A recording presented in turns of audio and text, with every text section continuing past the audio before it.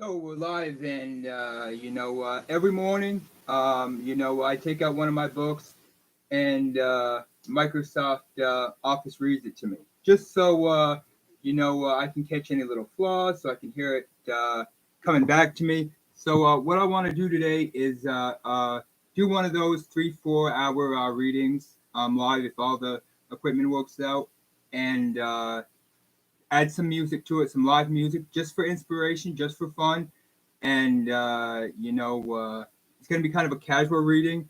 There's not a lot of structure involved. I hope you join. I'm going to share this video on Facebook, Twitter, Instagram, and I hope if you see it, you'll come along. Hear part of, the more perfected version of Bity Nightmare Byte. And plus, I'm going to be adding some live music. So you're definitely welcome. Definitely come along and, check out the journey. I'm going to just slide this camera over a bit.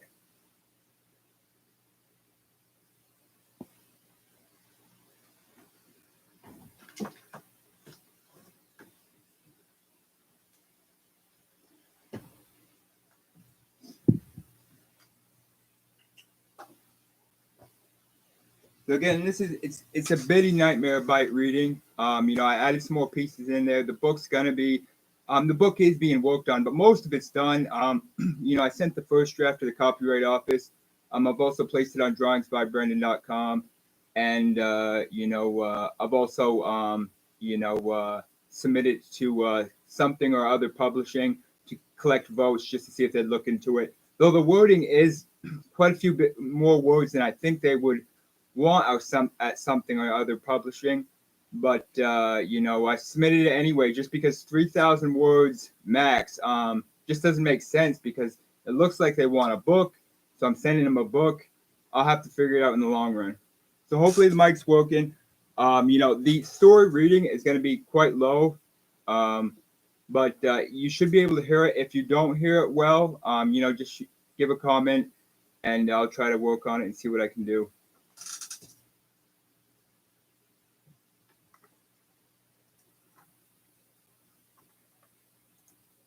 Bity Nightmare Byte. So that's about the book. Bity, a young black child's youthful love Rebecca suddenly dies, leaving Bity, causing Bity to forget all. 20 years later he is working as a white psychologist with no memory of his younger years. Angry, Bity attempts to find his past, and if he does, and when he does he gets a surprise of a lifetime. Bity cannot help but keep death alive by pulling others from their graves, feeding them to others from time to time. Finding no answers yet still in sick love with his youthful love Rebecca he continues to dig them up and listen to her dead voice. Struggling to keep the dead eatables alive he stumbles upon the murderer of Rebecca. Was it something that he had part of or was it the forces of an accidental flaw in life? Bity Nightmare Byte is a true horror story, one that will cause you to question fear itself. Written by Brendon Holden in hopes to feed the world fear and horror, sanity mixed with insanity, and black indiscernible from white, all the while raising the question, should I possess a copy of such a book? Bity Nightmare Byte is a fictitious story and in no way to be taken in any other way. I was inspired to write this story after watching a work of horror. Because I from time to time watch horror movies I wanted to give back. Horror for me is a small break from my normal daily routine. Bity Nightmare Byte should be enjoyed by those that need an escape from their monotonous living. Bity Nightmare Byte. Brendon G.M.C. Holden. Bity Nightmare Byte. Copyright 2021. Brendon G.M.C. Holden. All rights reserved. Drawings by Brendon. Blurb Inc. Self-published through Blurb Inc. San Francisco, CA, 2021. No part of this book may be copied, sold, or reproduced without written consent from the author. Although I have placed it online as a PDF for your pleasure, I ask you to be respectful to the workers involved and to not take credit for this work or make any other illegal transactions from this work. Thank you. Brendon. If you would like to write to the author for permissions or as a fan or any other inquiries regarding Bity Nightmare Byte, write to Drawings by Brendon. P.O. Box 175, Linden, Vermont 05849. Table of Contents. Chapter 1 Kiss Her Bity 9. Mabels Song 16. Chapter 1.1 20 years later 23. Chapter 1.2 Being Frank 31. Old Kris Kringle 35. Chapter 2 Bity 43. Chapter 2.1 Who is Bity? 49. Chapter 2.2 Another Fresh Corpse 55. Chapter 3 I Want a Corpse for Myself 61. Chapter 3.1 Keeping Rebecca 63. Flowing pretty good. Chapter 3.2 I Want Another 67. Chapter 4 I Am Black 69. Chapter 4.1 Are You Talking to Me 73. Chapter 4.2 Robot GL or 75. Chapter 5 Miss Robot 81. Chapter 5.1 Holiday Family 87. Chapter 5.2 Mr. Bates 91. Chapter 6 Under a Moonlit Night 95. Chapter 6.1 Feek 97.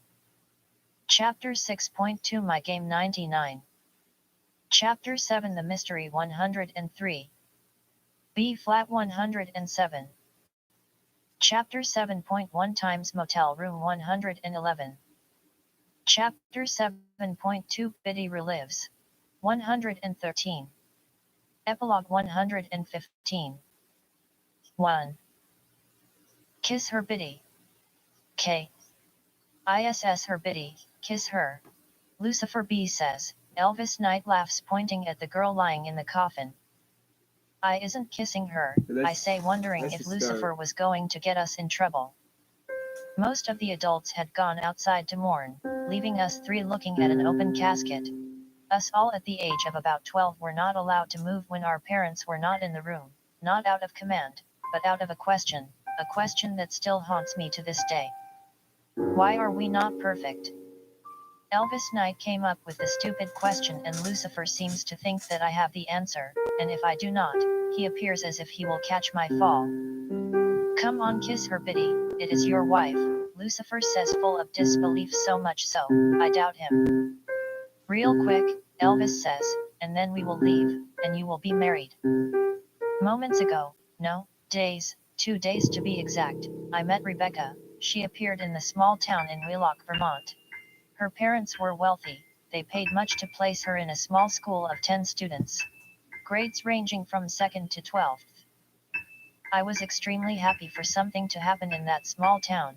As a matter of fact, I am still extremely happy for something to have happened that day. I still live that day. The light pouring in the school window, it was enormously warm and sweet. Rebecca's hair blended in with the ancient light as if the light were herself. I truly could not tell the difference. My heart became warm. I watched her sit down at her wooden desk, place her small amount of school possessions inside her desk. I was hoping she noticed me noticing her, and she did. I could not take my eyes off her mature presentation. I wanted to be every moment I was looking at it. I get out of my seat, life pouring out of my eyes, hoping to fill her body. I say, I have a big dollar, you can have it. Big dollar was an expression us children used after Elvis claimed to have gone into the future. He said money in the future was lacking money, the part that makes money money, the big part. We laughed and kept saying it. Big was Rebecca, and I was hoping to impress. Her eyes sparkled with pure white light that could instantly place me in absolute comfort, rest, and ecstasy, but deep within I knew it would make a big dollar small. I will take your big dollar, Rebecca says, and say to you, if you kiss me, I will marry you, and we will never be apart. I turned my eyes, remembering my scars, hoping that when I looked back up, she would still be there, that I would not have ruined my everything. I would not move in fear. If I kiss her, I could lose, and if I do not, I could lose. I said the best thing I could think of, I will get you another dollar, I said while choking on my lack of ability, making swallowing my saliva awfully hard. I rush back over to my school desk. I do not move the rest of the day.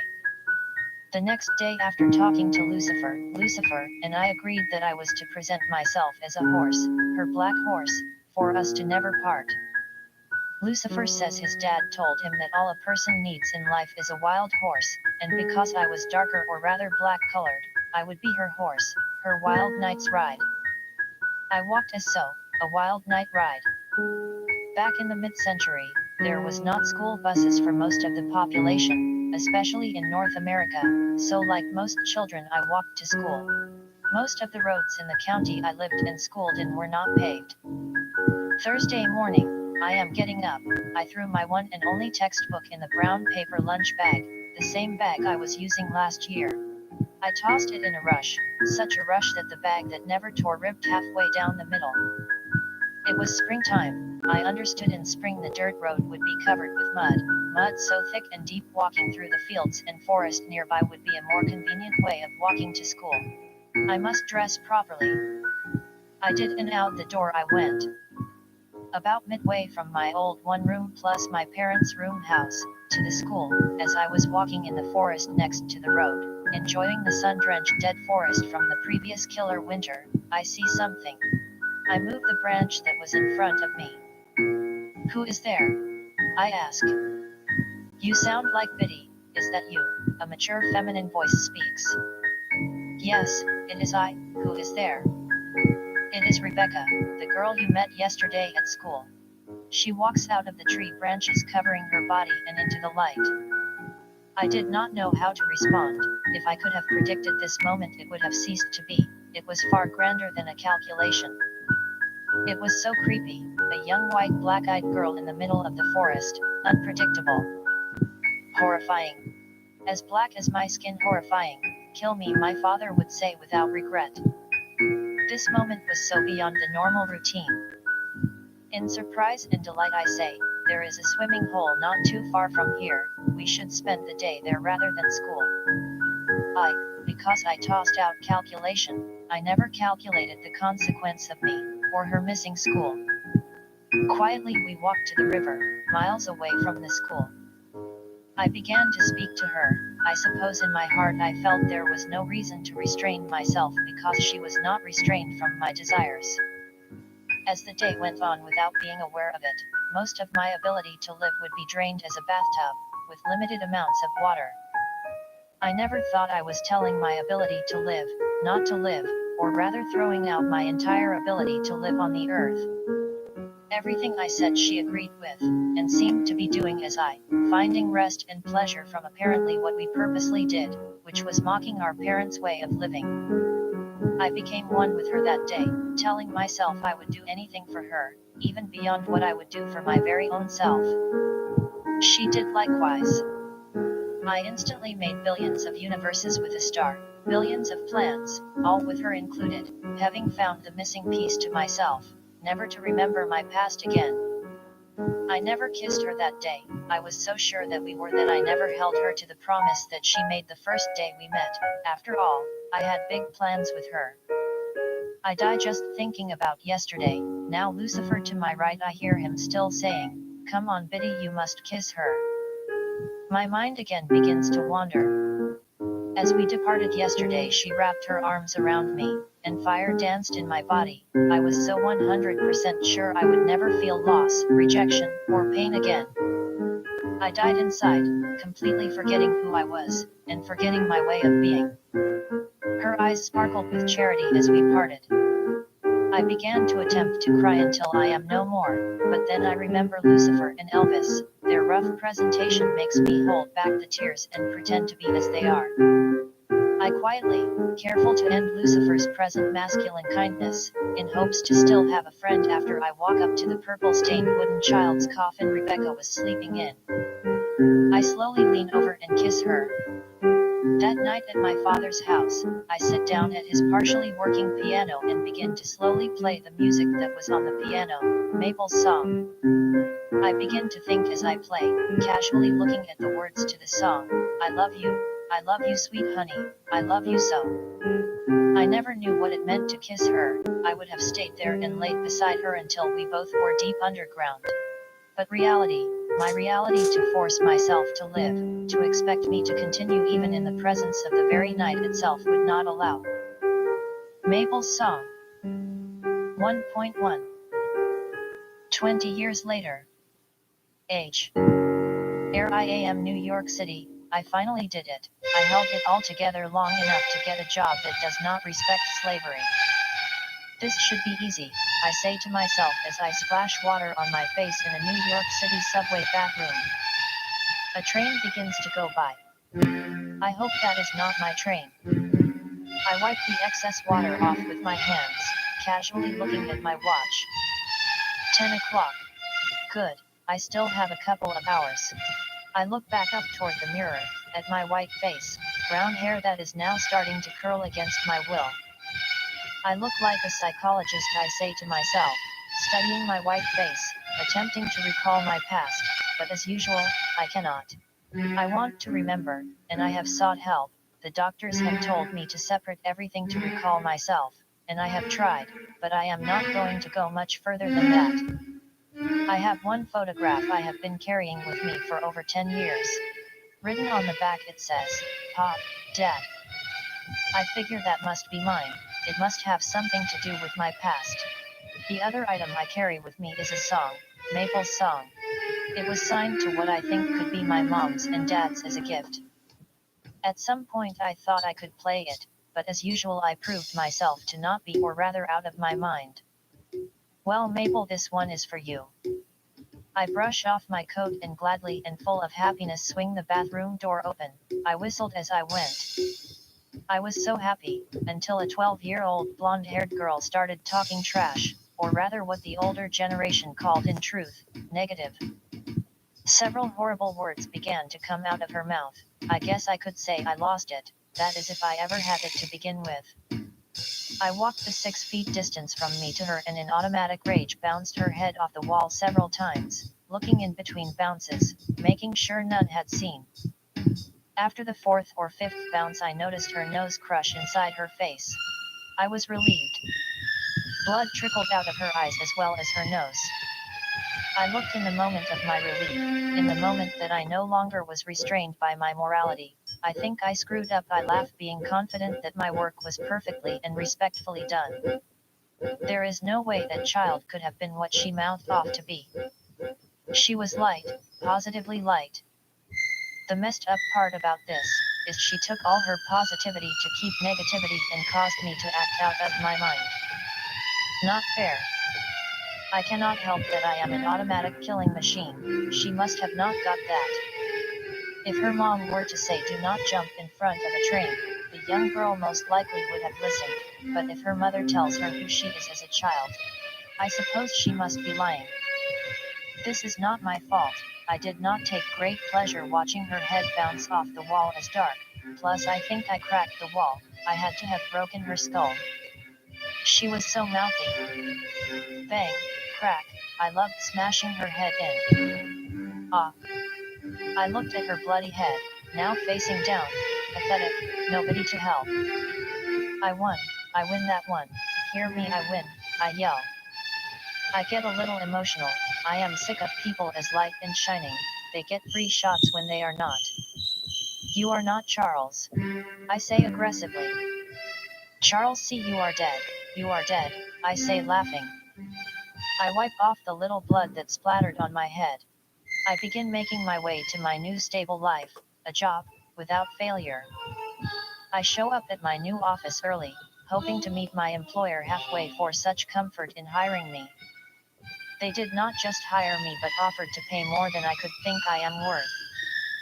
300,000, plus a 50,000 relocation bonus, that is what they offered me to work here. With the 50,000 I spent the past month moving into an old, cheap factory building. The building was built over a century ago and was about to be torn down. The city thought I bought the property for the land. I did not tell them I planned on living in the building for as long as the building remained standing. The power lines were out or removed when I bought the place. The old electric services no longer worked. I must rent electricity off the truck station across the street. In my opinion, it is my electricity. I bought and had a meter installed. If worst comes to worst, I will pay the city 10,000 to rerun the line to my property. Plumbing does not work, and I am not telling anyone that. I figure 40 to 60 hours a week working as a human psychologist. I do not really need a home life that is not in the city's entertainment facilities. Although I spent 10,000 to fix up, I only fixed up one of the rooms in the old factory. The 10,000 spent was spent on, and would include heat, drywall, insulation, and a good security system. Asterisk. Dr. Nightmare, I hear interrupting my thoughts, so glad you are here. Let me show you to your office and give you some of the background of the clients you will be working with. We quietly walk to a room in the far back. Good quietness, I whisper. Dr. Nightmare, as you may know, our city has had some major problems with some of the youth. They have never adopted to authority, they most of the time are. He pauses. How should I describe them? He looks straight at me, eyes wide open, and says, animals. Your job with these animals is either take their way for us to learn from, and if you cannot, use any means possible to rid of the individuals from society. I knew what he meant. I grew up around these ideas, the idea that was run by me. Plainly, he wants me to kill them if I cannot learn from them, but we will not admit kill. We use such terms as authority problems, but it is truly murder. If I find it necessary, I know how to command their brains to shut down. I took far too much pleasure in doing it, rarely do I. My boss leaves the room. That was brief. I get why he wants me here, because it is a dirty job, but I am not going to regard it. I get paid well, plus I get to bring down minds the way I like, my technique. I take a seat in my black leather chair, listening to the comfort of silence. I pop my lips, put my hands behind my head, ready for a stress-free day. 1 hour goes by and nothing, 2 hours goes by and still nothing. This is going to be easier than I thought it would be. I can use this time to try to recall some of my past.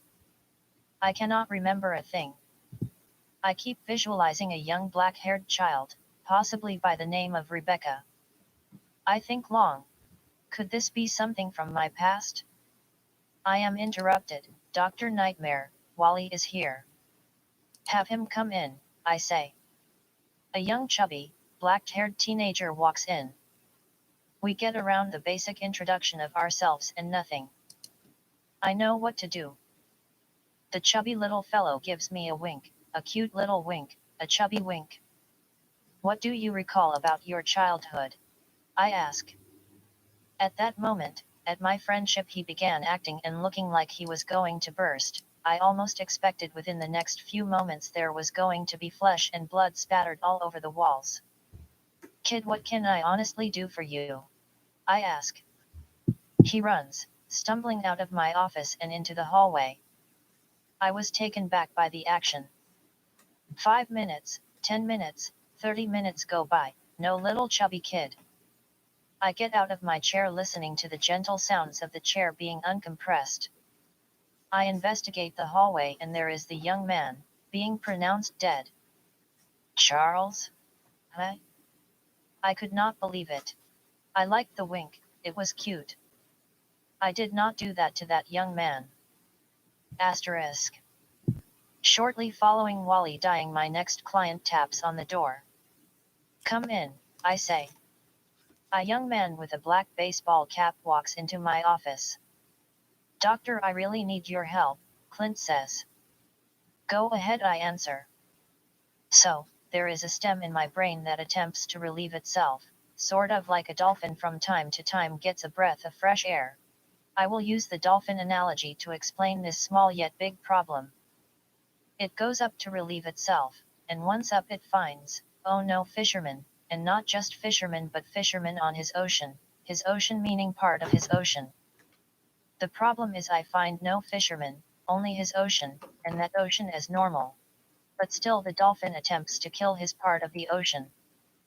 I respond. I now pretend to be the ocean for the ocean. I continue to have him endure, because I find no fisherman, yet I do find toxins everywhere, i.e., darkness, incomprehensible darkness.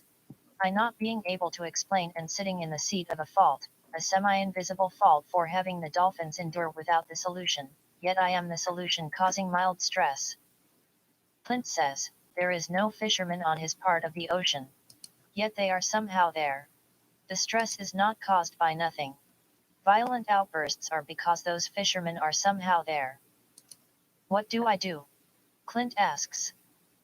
I answer, what seems to be happening is a strong negative pulse attempting to stop part from moving or wants control over the part. My opinion, it wants to steal the ocean without regard to its life, ignoring all signs or attempts to explain the life in the ocean. Force over life will not work, that I know, but what I do not know is how to destroy myself. I will write it down and hopefully this attempt will cast off the impossible forceful request from me, I say. Again, I ask, tell me again. Clint says, the stem/dolphin goes up and loses his fisherman and begins to freak out, the oceans are poisoned. The entire ocean appears to have been taken over by what it knew not. Making a stress and a lack of a free flow, causing, or expecting a gravity check to find that the oceans are not poisoned. I speak to confirm, small tensions having fishermen no one sees, not even I, yet electromagnetic pulse says others are there. Do not do or do, the fishermen are watching. Am I right? Yes, Clint boldly says. I add, maybe in theory those that worked with the big collider did succeed in making a miniature black hole without them noticing, and let us say it did for thought's sake. It obviously, at the atomic level would be continuously feeding itself with photons. Moving about the Earth, hitting objects, light, and the living as it moved. This hitting the living would or could cause horrible voids, with no escape they become the black hole, feeding, and feeding itself. Which is what I am calling man-smeller, I mention, no escape for the living, but to be one with it, hoping to not feel its pain they smell another man. Clint says, maybe for such a black hole light would separate us from it or at least give us the control over smelling one another, but that is not the absolute solution. If cock or rather man smelling truly do hate the light, then this will still be overpowering through lack of a balance. This must come through much fear. Fear will restrain the black hole, and this would cause the electrons to not suffocate the light. Electrons must sense a cock smeller and attempt to dominate around it as wolves would dominate a sick deer. Feed it to the black hole. I blurt. Profanity evil smellers. Clint agrees. I mention, for another to shine they would need to be able to feel the electrons, they would need to fear the black hole, they would need to fear losing their light by losing electrons to the black hole. The black hole is extremely negative. The light would not want authority over others because they think negative exists and needs to be jailed. I sniff men all day long, that is why I have no fishermen. Clint questions with agreement. Men and electrons are not the same, I answer, m squared, and m squared equals a black hole. Typical problem of unconfined religion per se. Keeping the sex party alive, someone will take away the man. The problem is the dolphin does not smell cock all day, Clint says, an accusation causing fishermen to be, yet that are not there? Dolphin is E equals mc squared. Yet why the accusation? I ask with a touch of intelligence. Not only but whoever is accusing, attempts to say you are a different ocean. But too apparent to succeed, so why would the fisherman be accusing of a cock smeller? Clint asks. Clint adds, it happens more than 10 times a day, yet I remain in control. Maybe the ocean is being poisoned or as a cock smeller, I say, unseen fishermen smell cock. But again, there is no fisherman so that cannot be the answer, can it? It must be a poison or chemical foreign to the ocean, I say. I add, first assumption besides that of an alien blood bracelet. Big Collider was something of a black hole not too long ago, maybe they created one and it is swallowing us whole, or it is an alien implant and the others experimenting over charge of the alien implant do not realize that there are visuals that they need to be held accountable for, like the discharge of negativity causing hallucinations. If they receive this part themselves, the hallucinations, or negativity, this will balance out the little inconceivable part. So, cock smeller could in fact be cock smellers poisoning the ocean by separating the sea in Einstein's famous equation E equals mc squared, Clint says. I say, recommendation. To hold accountable with fear of beatings, electrical storms, EMPs from the sun and earthquakes. This will balance out the need to smell another cock without their control. Once client control is gained, possible side effects are, but not limited to, painful headaches, bedridden, fear, pain, beatings, nausea and migraines. Vomiting can occur if you are in bed for more than 3 days. If in bed for more than 3 days, call a doctor. Fatal death can happen after a week. Thank you, Dr. Nightmare, Clint says, getting up off his seat and shaking my hand. 1.2. Being frank. F. Rank, glad you could make it. It is a damp day, I say, greeting him into the office. I sit down in my leather chair in my new office. Frank sits down in authority as his own independent boss. He starts off his conversation complimenting and begins strongly advising things I should do in my office. But you like it that way, you like it, Frank says, concluding his conversation. I could not stand being in the room with this guy. Come on, Bity, the money is good, I say to myself. I get up to make my noon tea. A stress-free moment. Now, Frank, let us get back to you, and your anger/mental problems. As soon as I said that I lost the ability to control my hostile rage. I thought my stress-free tea would help, but it did not. I accidentally flung my stress-free tea up against the upper wall of my office sink and began to search to relieve myself. Do you have a mental problem? I bark. I noticed I was abusing his mind a little as I expressed my uncontrollable rage, and I began hoping I was not going to fail the moment. In a rage, I grabbed my apple slicer. I laughed as I won. I could almost have thought my insult toward him caused the rage, as if we were one, but it was not. It was a problem I know I have, but this time he had anger and attempted to give me more of it. Strong but immortal. I wiped the blood off my face and began to clean up. Frank, an unstable problem, such an honest problem. A quick work I made of the man, Frank, and I knew Jay would be here by 3 o'clock. I stuffed Frank in a big black barrel on wheels, hoping later I would wheel him out to the trunk of my car. 3 o'clock, yes. Dr. Nightmare. Knock, knock, I hear on my office door. Yes, send him in, I answer. Jay walks in, a typical suburb young adult. He has a garage and nobody else does, more like a gang that nobody else does. I wonder why they sent him here. Jay, right. I asked to make known my presence. What can I help you with? I asked. The health department sent me down here to the lower part of town. They for some reason made an appointment, and I am keeping it. Okay, I say, making a fake note on my yellow office paper. I pop my lips, I take a deep breath through my nostrils, and I give him a look of seriousness. Why are you here, Jay? Doctor, Jay begins saying, the people, he stutters. The people are acting like machines, Jay concludes. I was in delight as I heard that.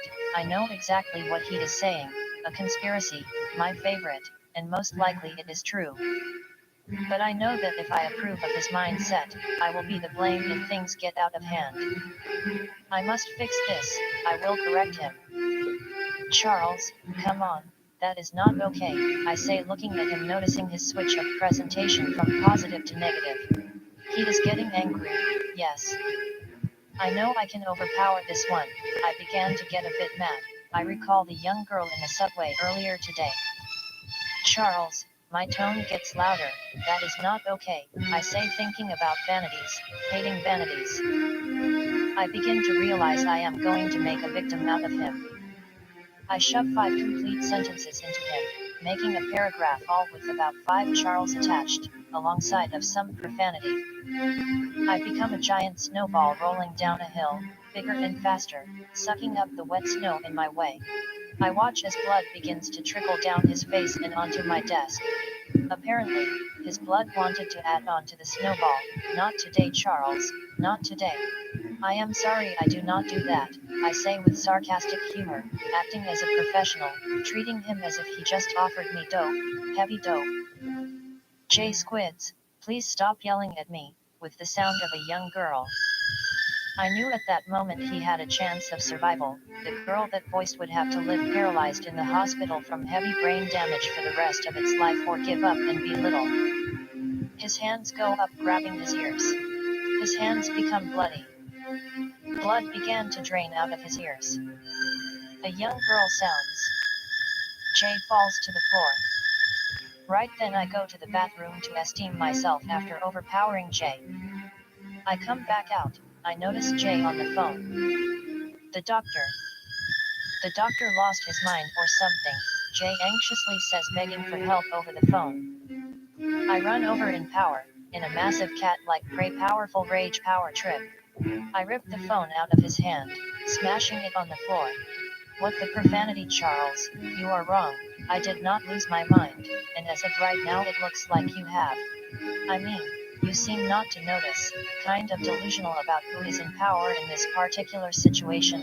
Okay, changing my voice to a parental authority, I think we are going to have to tighten up the ropes regarding your treatment. I pick up the partially broken phone.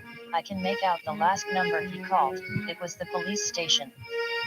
Those people hired me to kill you, Charles. They cannot take your bad mouth. I am not the bad person here. You know that little problem on the outside that insists you have a problem on the inside. You are that problem in their world, Charles, a problem that appears to have no cure. I demand, I have come to take care of that problem. I wrap my hands around his throat and begin to squeeze, and when that failed, due to the size of his neck, I grab a needle. I begin to sing. I put the tree up. I look at the bells. The light seems to twinkle as if you can tell. Lying on the carpet is a brand new pup. He will not stop from looking up. Puppy seems to wait for old Kris Kringle. A man known without a wrinkle. I put my feet up. I look at him yell. He sees Mr. Crinkle in the fire he fell. I pick my cup up. I look at the hell. The light seems to twinkle as if you can tell.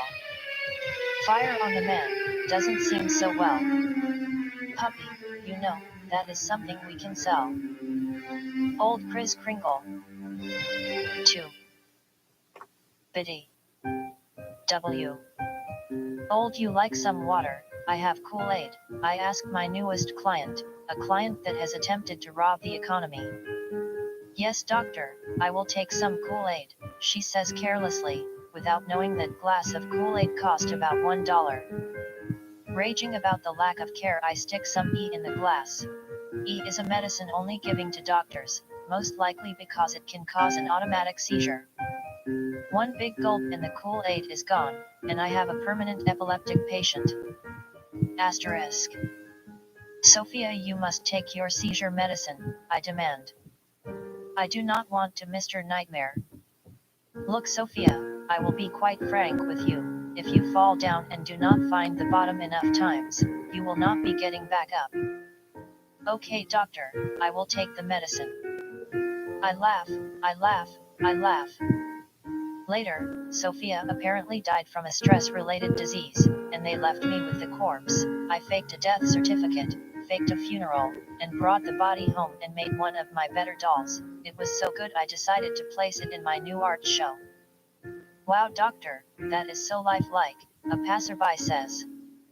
Yes, a new technique, bottomless wax, I respond, adding a touch of sophistication to my words. Marvelous, doctor. A child disregarding parental authority says, what is bottomless wax? I look around noticing it is just me and the child and decided to relieve myself. If I told you why, you might not find the bottom that keeps your feet above the earth. So do not ask such stupid questions, I bark. The child freaks out and runs off. Later I find the child in the bathroom and notice a small attitude, and I began verbally communicating. Later that year, Bity's cousin Micah invites Bity for a date, a long date for the entire summer in her rented cabin. Micah was beautiful. If you have ever wondered if your 8th grade science teacher was available after school. Months go by, we do just about everything before I get sexually bored with her and make up my mind to neurologically get more. There are 5 knives in the sink, Micah. What are you thinking? I could cut my hands on these ducking things, I yell. Michael looks the other way, playing stronger. I get a wanting lust to make her cry. How do you have knives? Do you know what it feels like in the hell of the camp? They are negative, Micah. They are negative. How would you like it if I cut you with one? I say, walking toward her with a 10-inch kitchen knife. I forcefully sit by her and mildly draw blood by stabbing her in the arm. You think you can play after leaving me for months around such negativity, as if I really am going to clean up after your ducking lass. You are a bucking slob, as if I am seriously going to clean up after your ducking lass.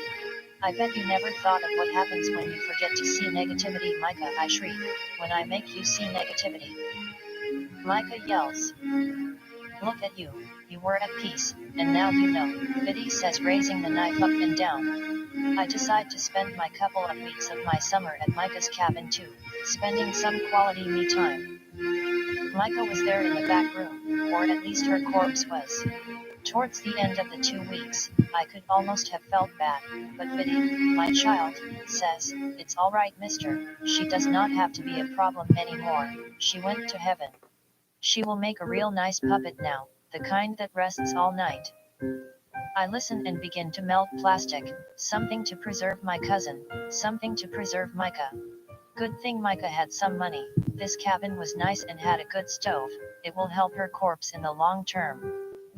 The whole while Bity works, he hears, she will make a real good puppet now. Yes. Exactly, when no one else could, I could. I want you to be with me. I yell as I lay Micah in the layers of plastic, molding her to fit the shape of a bird, Micah the birdette, the beauty of the world. 2.1 Who is Bity? W. Who am I? I ask myself. I wonder and dig into my memory only to find a mental map. Romeo, Romeo, where art thou, Romeo? I say, I am here, wondering why you have left me to face the light of day. Rebecca says within my mind, this is what you shall do, you shall find me buried under the weight of society, but not only me but all those that have been buried. That is where you shall find me, and that is where you shall find my nightmare. Cold night, the smell of the approaching winter air fills my lungs. I close the back of my new 1998 pickup truck. Another fresh corpse, I say. What was her name? I ask myself. Saucewood, that is right, just a young girl when she died. I could not wait to take her home, she then will be all mine. I creep down the dark street I was temporarily staying on, I jump out of my truck, and unlock the garage door, hoping that I would not get caught. Yes.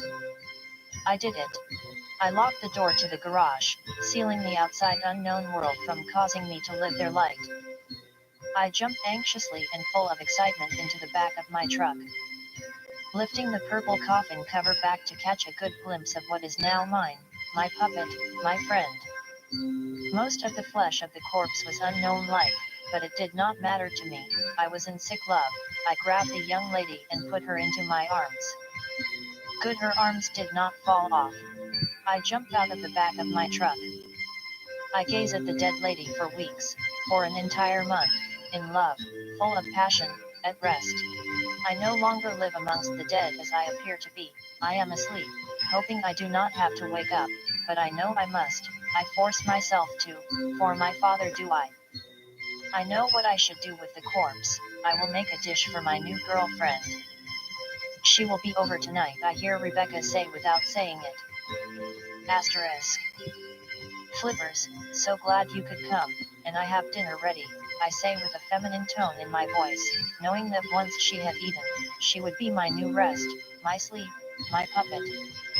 As she was eating, I gazed at her beauty, wondering why this glorious creature appeared to matter to me. She continued complimenting me on my cooking skills, that she never tasted food that good. It all made sense to me, that is why I do what I do, because there is not another better. Flippers began to slow in eating, and I began to let her know.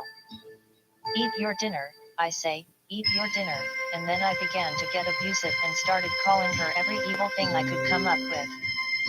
Mouth, all you do is run it. Women like you are like that. They do not shut up, I say as I grab her by the head and smash her up until she fit the molded cast I had made for her. 3 feet tall stood the puppet and I fit 200 pounds of flippers into it. I am just that good. As I am about my business, I notice some of the child's remains still in the back room. I bet Bill is hungry, he usually is. Later the next day, after Bill finished feasting on sausage and burgers, the kid got a bit mouthy. I turned him around, my pelvis mildly hugging his behind, and presented a startling image as I walked him into the back room. How do you like that? I speak, how do you like that? I mildly nudged him until he looked at the partial corpse in the garage. How do you like me now? I am going to wash your mouth out. Stop, the boy says, stop. Shut up, Bity replies. You are going to be my clown, my new clown, Miss Happy, Sarah Happy. That is what I am calling you. Put on her dress. Bity commands. I want to watch you eat the rest of her. Put it on. Bity yells. The young man does with tears in his eyes, ignoring the blood and flesh stained on the dress. I put on soft music and began to dance with the man with tears in his eyes. When you get hungry you let me know, Bity argues. Bill and I played for days. One of the days we played we created a photo shoot. Bill was so beautiful, or shall I say Sarah Happy, so beautiful, a star, my new puppet. I knew everyone would love her. Sarah's first modeling job. I told myself to hide the photos, I would put them on display with the fresh new Sarah Happy. I surprisingly went out and bought a wig to flavor up Bill. I began to paint his flesh with PA. PA is a flesh preserver. As sauce became Bill and they united, I preserved them together, forcefully, involuntary on the part of Bill.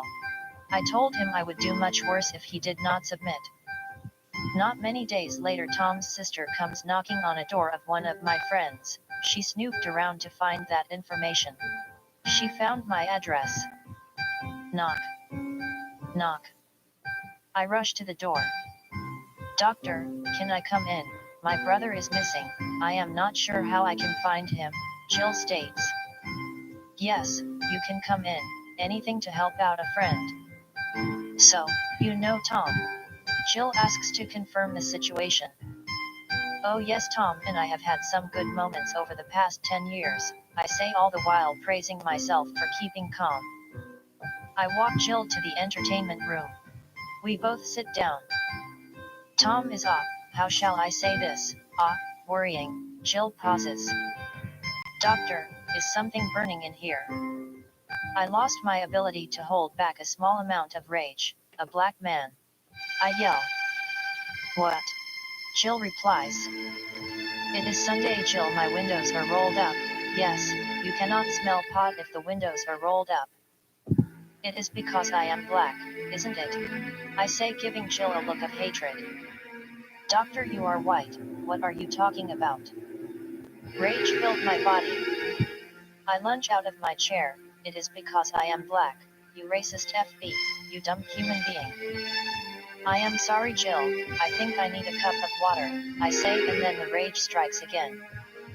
I grab her by the hair and toss her across the room, missing the wall. I see the black end of a fluffy sofa. I get angrier, having not watched her head slam off the wall. Now I am in total blackness. I watch Jill take flight 10 feet across the room, all done by the hair of her head. I run over to make sure I do not waste any of the rage.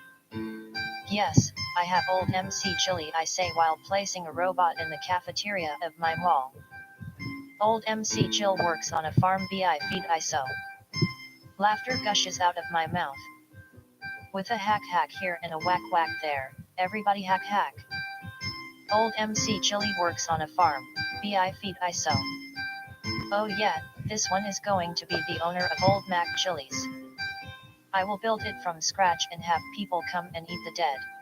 Yes, good idea. I withdrew out of my savings a few $1,000,000, money I have made from several attractions around the world. People cannot help but love my dead. I remind myself of the words of Byte. Snakes are tension straps, or at least the king snake is in theory. A tension strap is a way to create a note in an uncertain situation. For example, a client at the doctor's office has a problem, but does not know what it could be, does not know the diagnoses. Tension straps allow 3 attempts per SE to press into the unknown, all the while failing. After 3 times the snake shows up to warn. 3 times pressing into the unknown and failing all 3 makes a law. The 4th attempt is breaking the law. Another example, a city goes up. Nobody knows if it should have gone up. It was an unknown journey. Tension straps are used in case the city attempts to re-establish the city after the 3rd time it was tore down. If it could not be built after 3 attempts, it must be cursed property or property of an unknown entity. Biologically, this city was not to be. To attempt one more time breaks the law of biological life and furthers its destruction. Snake rage. Attempts in defying gravity go to the king snake to keep gravity from feeling the defiance in an unknown situation, i.e., snakes are tension coils, tension straps. 2.2. Famous. I must preserve my reality, but how? First thing I need to do is record the inside and out of my properties, so that if I find anything at all, I can put an end to it.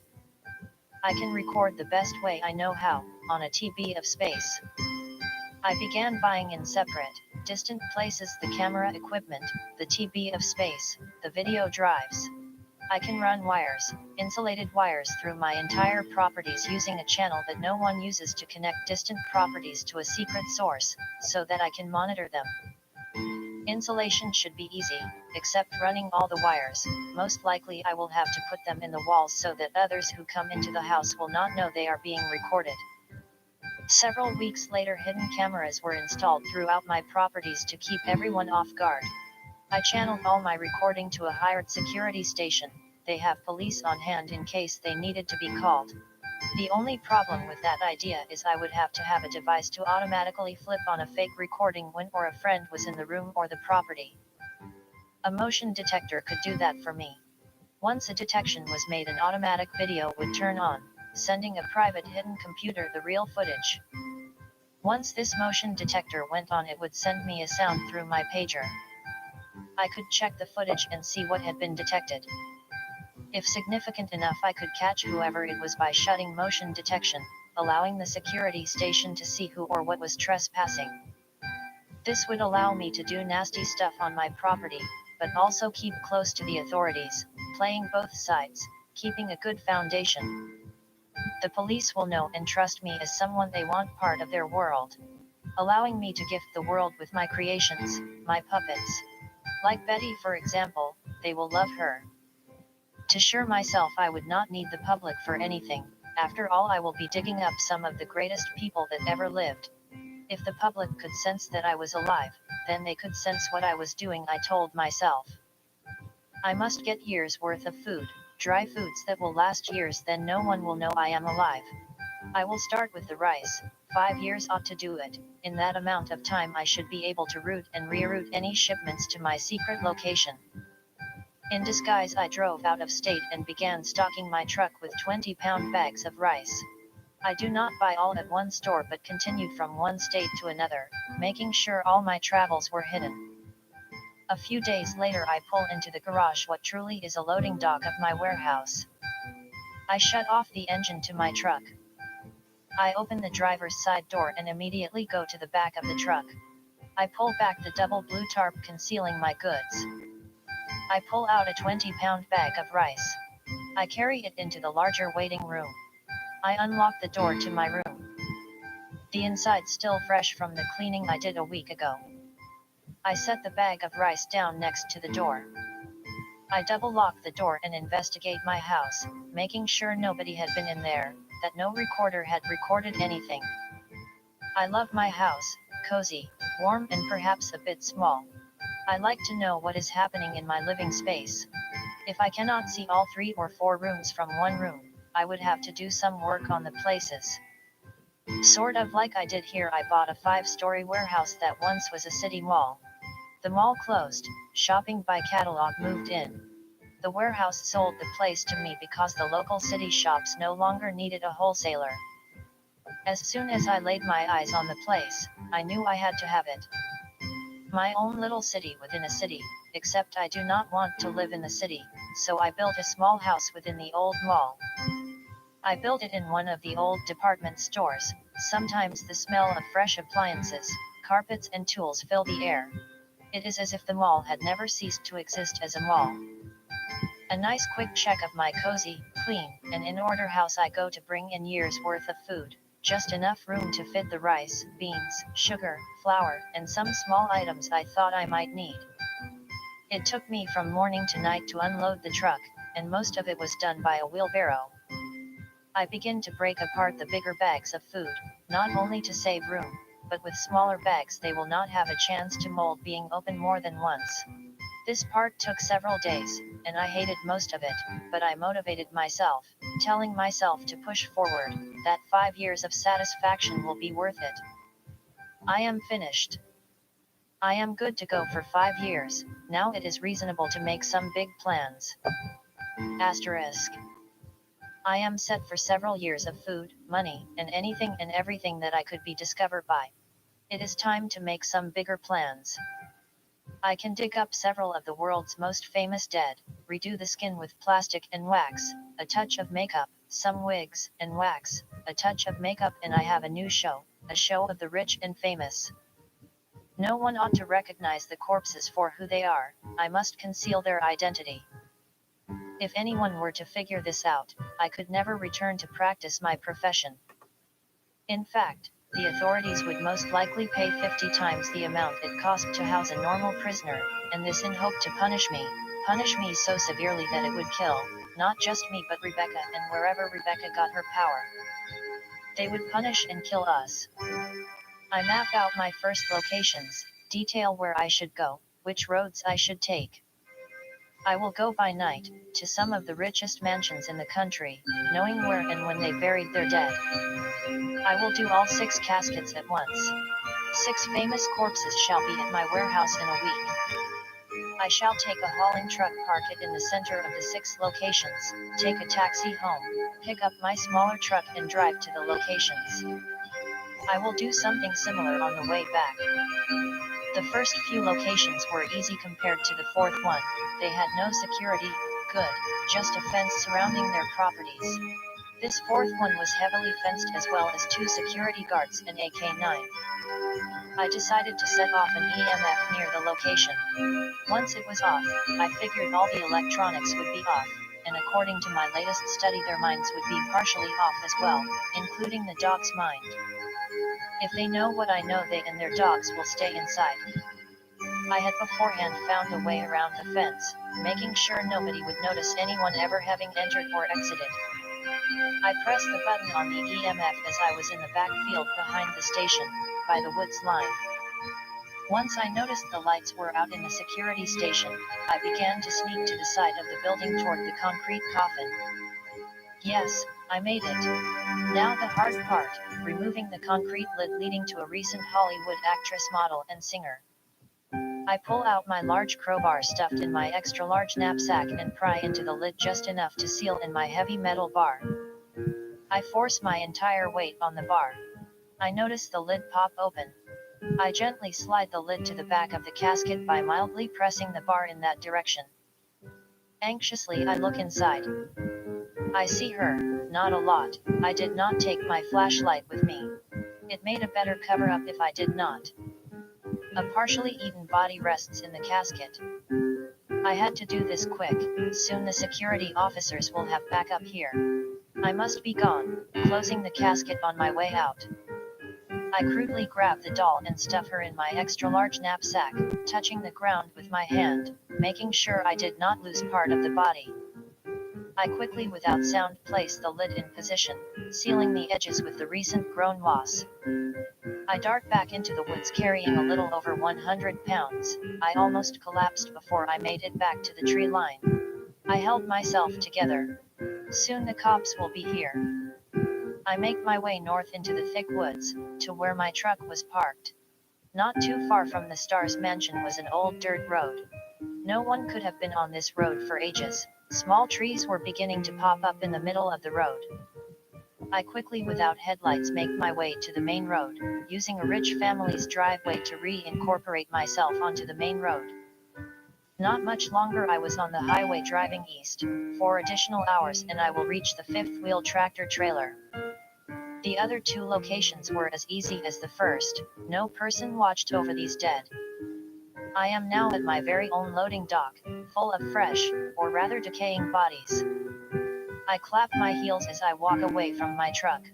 I have done it this time. These bodies are going to be re-famous. Asterisk. I double-checked my camera gear to make sure all was working properly. I bring the dead into my workshop and do exactly as planned. 2 months later I bring them south. I offered the couple who owned an amusement attraction to set them up for free. They will receive all profit. And of course, they could not resist.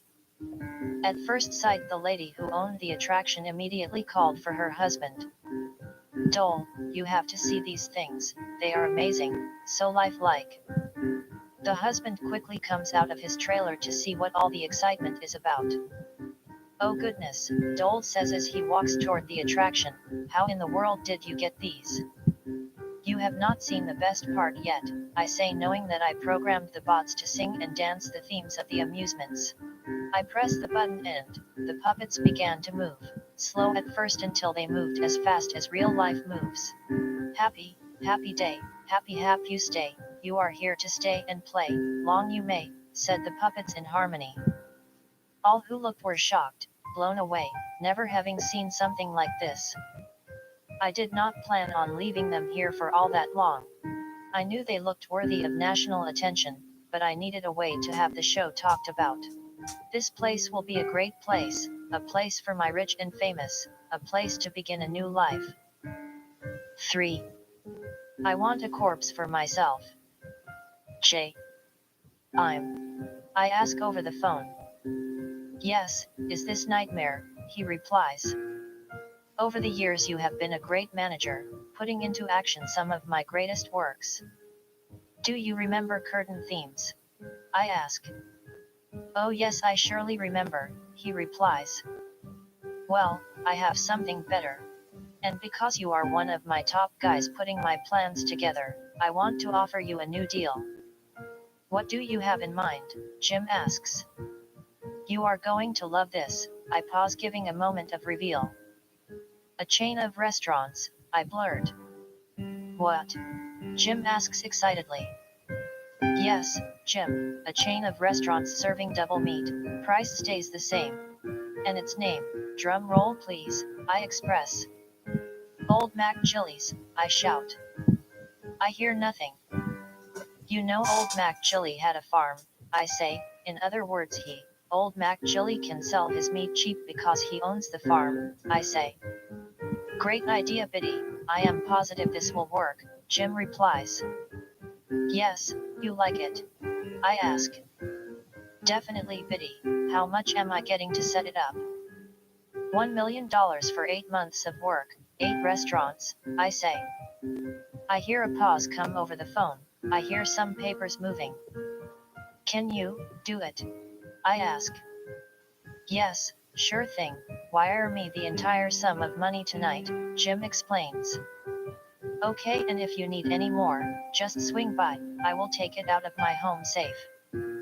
Just remember as you are going, these places have to be the best, top, somewhere you would want your family to eat, ask around. I will call you in 8 months. Okay, Jim says. And Charles? Yes boss, Jim says.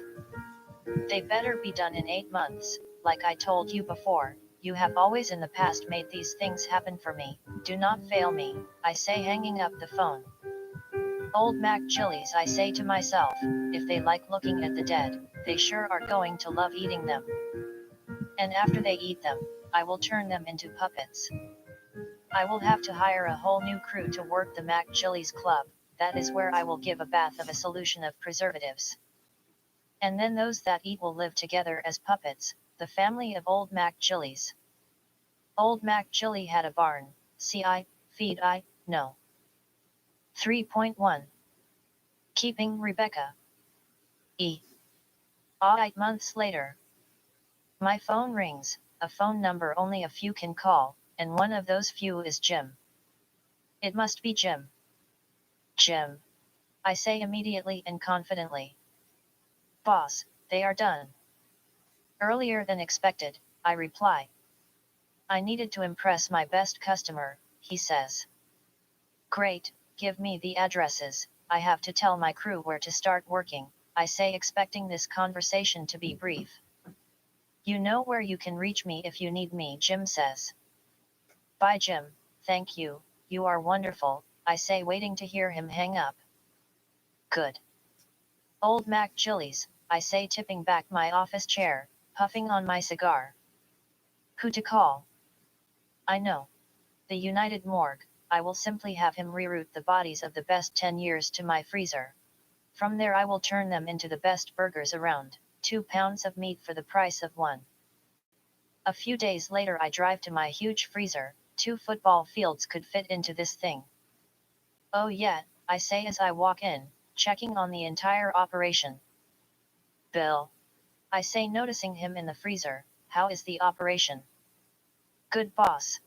Bill says, let me show you around. All the men knew about the dead was they were preparing the bodies with a new and more efficient way to bury them. I also mentioned to them I was the new FDD's new law. Obviously they believed me without checking or confirming the fake paperwork I handed to them. I had purposely made up the fake paperwork in hopes they would ask me, and I could abuse their minds for doubting all, but they must have known, and I knew not to shove it down their throats. Most hate paperwork. So, we have the solution in this kettle here, Bill says, pointing to a large kettle of liquid. We take a dozen or so of the remains of bodies and put them in the solution, and over here is where we take the bodies after the solution and grind them up. Over here is the special little casket, sealed with the solution and the bodies you asked for, sealing the dead on the inside of the box, Bill yells through the sounds of the machinery. Good. Good job, Bill. How many boxes have you done? I ask. Couple hundred, Bill says. Good, let me show you where we are going to send them. I gave Bill the address to a place that a private truck is to show up, in secret, to deliver it to another secret building, and so on until finally it reaches Old Mac Chili's, several Old Mac Chili's. From start to finish I had 8 restaurants ready in under a year. An Old Mac Chili's paradise. At year's mark I had made more than it cost to create the franchise, all this and only serving for about 3 months. These places were up and running 24/7. They did not stop serving the public. Some families would stop by Old Mac Chili's 4 times a day. They loved the stuff. I refused to eat it, but I know why they love the stuff, the dead. They are just that delicious. Once I had enough support from the community, I began casually placing within my food joints my automated robots. Once the media got word of Dr. Nightmare's automated robots being in the restaurants, I had requests from all around the world. It was a success. The more they ate, the more I hired hitmen to control the Old Mac Chili's clubs. They would do the hack here and a whack there. I never told the killers what I was doing with those they killed. I kept the killers from knowing each other. I kept it all secret. Soon I had hundreds of automated puppets. I created a way for others to build without fully knowing the entire scheme. A couple years later, with billions of dollars pouring into my account, hundreds of restaurants, I made a news conference. Thank you everyone, all those that support my work, thank you very much. I will now be offering Old Mac Chili's in the local grocery store. Today we are shipping out the food, so please support your local Old Mac Chili's homemade meals. Thank you again for supporting me and Jill.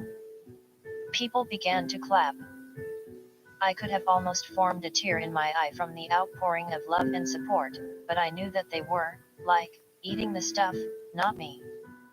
I began to make a huge operation making old Mac Chili's homemade meals. I must have dug up every corpse that ever existed, passing it all off to first-hand workers, as a new federal law required to bury the dead.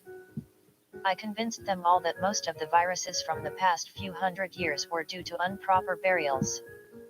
They never knew that what they put into the little box a couple of states over would replace the box with a freezer bag, and from there a few states down I would have them stamp the product with a stamp saying, grass-fed beef. From there it was again changed from grass-fed beef to a known name of a beef distributor. Nobody had a clue. I had what was to be the new, more efficient ways of burying the dead, the boxes filled with mud and shipped to fulfill what a lot of thought was to properly bury the dead.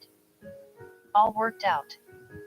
I could suddenly recall the smiles on the faces as they said, "This is the best beef ever."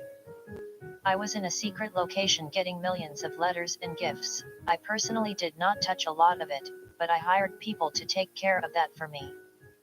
If there was something needed, my team at Old Mac Chili's would handle it. I have so much power and money, I ought to move Rebecca to a safer location, maybe build a house for her. I did. In under a year, I bought her a fantasy house. At first, I thought to leave her in her coffin, but the more I thought about it, the more I wanted to play with her. I wanted to see her. I slowly, after many years of not seeing her, I opened the casket. Amazing. Her body still looked the same as the day I watched the men bury her. Her white dress still radiating purity, her black hair said I am still alive. Although some of her face started to rot, she looked wonderful. I can do some fix-ups on her, some makeup here, a little plastic there, and she is a living child once again. I gently carry her coffin and begin to work. 3.2. I want another.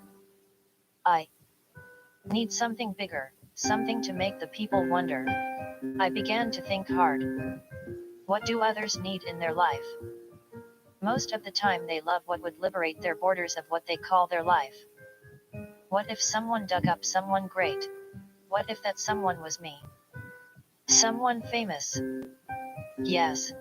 I hear my mind respond. I got it. The people would be drawn to the law breaking of one of the best and biggest people in the entire world. They would not know what to love, but I am sure if I cover it so no one knows, they will be in love with my new creature, Betty. I must do some research. Weeks later I mapped out the location of the treasure. I triple-checked to make sure all security measures were in place. I began to dig. 12 hours later, I applaud myself. I left no evidence, nobody knew, and I now, before dawn, have a fresh corpse in the back of my truck. One of the world's most gorgeous and talented singers from the past 20 years. I cannot believe I am getting away with this. I began to recall the moment that I placed the gas tube in the window of the security officers. They will never know. Precious perfume blasted me in the face as soon as the casket was open. She was buried in a stunning white dress. Her hair was if it was just done yesterday. I could have kissed her, but most of the body now decayed. Although the law had been broken, I tell myself I would not deny my creation, my creature of wonder and amazement. I took Betty and placed her in my bed that night. I crawled under the covers beside her. I began to think hard about how I could preserve such with nobody figuring it out. The people who enjoy her must be liberated to not find her beginnings causing a downfall of all that I created, not just for my sake, but for all. 4. I am black. R. Rebecca keeps speaking, taunting me. Biddy, go north. I cannot understand what she means. Every other encounter I knew what she meant with oneness, but not this time. Frustrated, I look at my watch and then the calendar. Saturday, 11 o'clock. I was so restless I forgot to think to do at all. Come on Biddy, do, just do. It was hours of driving before I realized it was Saturday. I will drive north. I have done this before, a trust drive. Oh sweet Rebecca, don't you cry for me. I'll go and kill the man and that will set us free. That was the song I sang repeatedly, hoping that by any chance my hands would be guided. I glance up at the road sign. welcome to Vermont. I am in Vermont. Yes. I love Vermont, I could almost think I lived here before. You did. I hear from the back seat. I looked behind me. Nobody was there. I drive a little longer before I get spooked and stop the car and begin to run into the woods. I hate the darkness, I utter. I sit. Comfort once again fills my body. You know what, Bity, I isn't getting back into that car. I begin walking through the pine forest. Hours do I walk. I arrive in a small town. Wheelock appeared to be the town's name. Wheelock General Store, Wheelock Garage, Wheelock School. That must be the name of the town, Wheelock. Stay here, I hear in a dark feminine voice mixed with fire removing my gain. What can I do in this town?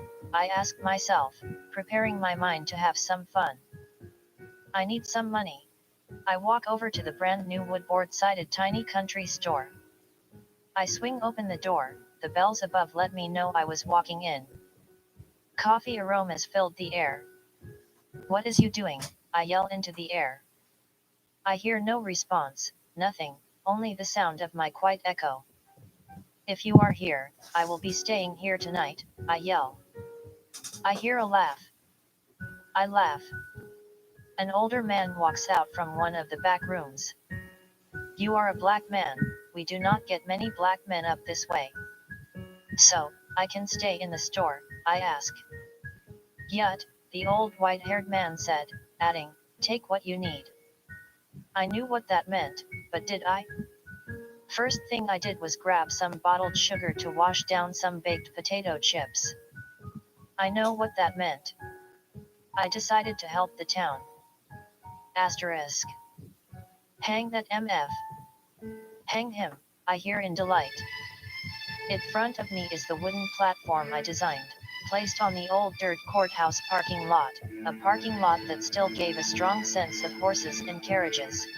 Horses and carriages protecting the small town they called Wheelock. Hang that MF. I look up, I see the white hands place the white rope around his white neck, I see them kick the black crate from under his feet. I laugh, I laugh, I laugh. I remember my childhood. 4.1. Are you talking to me?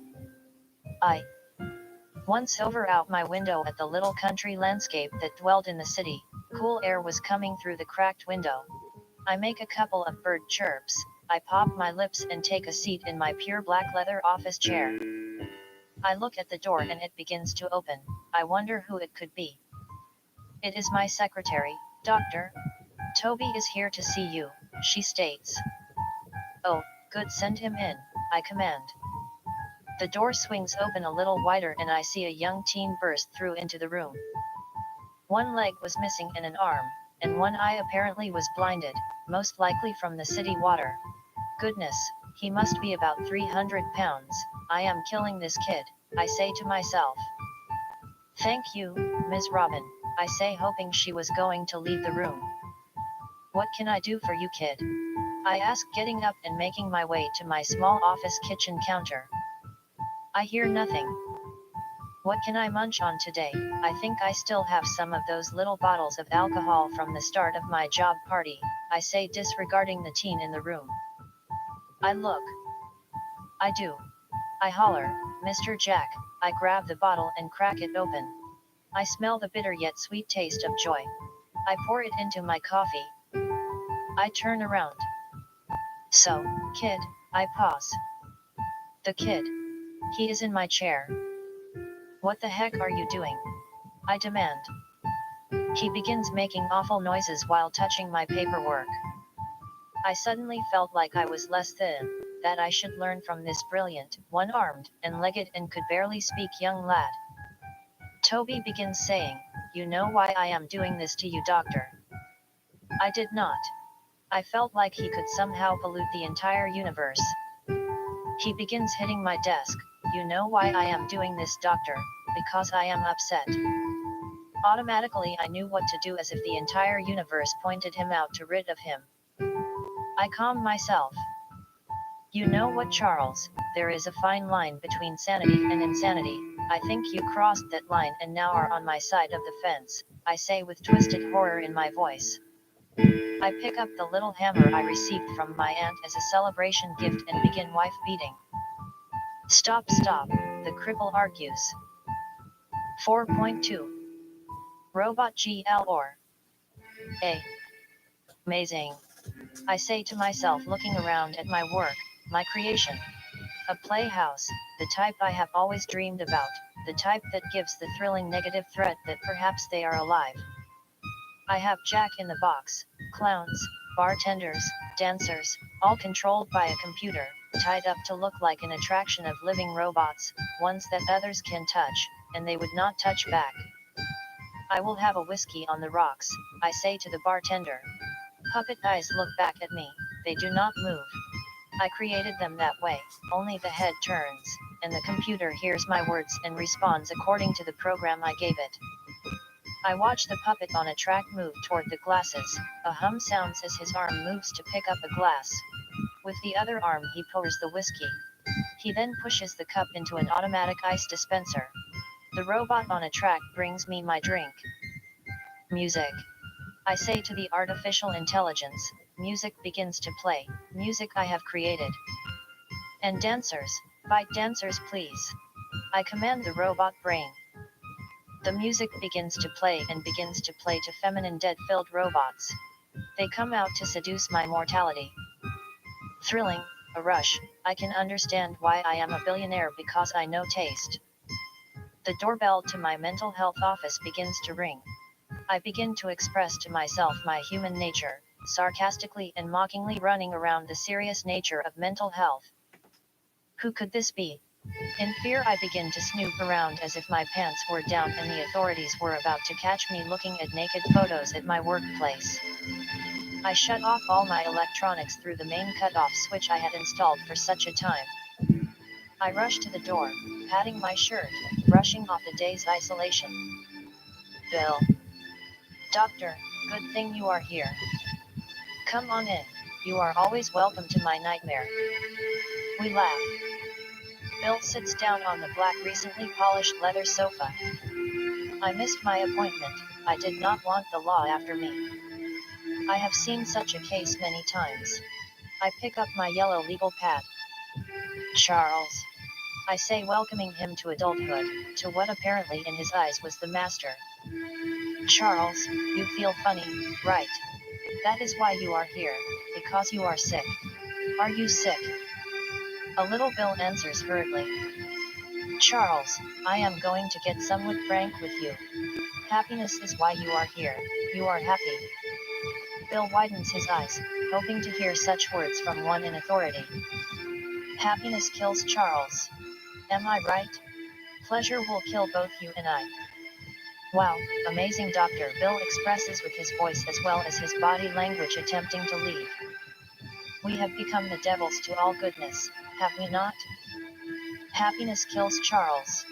I say, relaxing in my desk chair, liberating my legs, showing a sign of masculine oppression.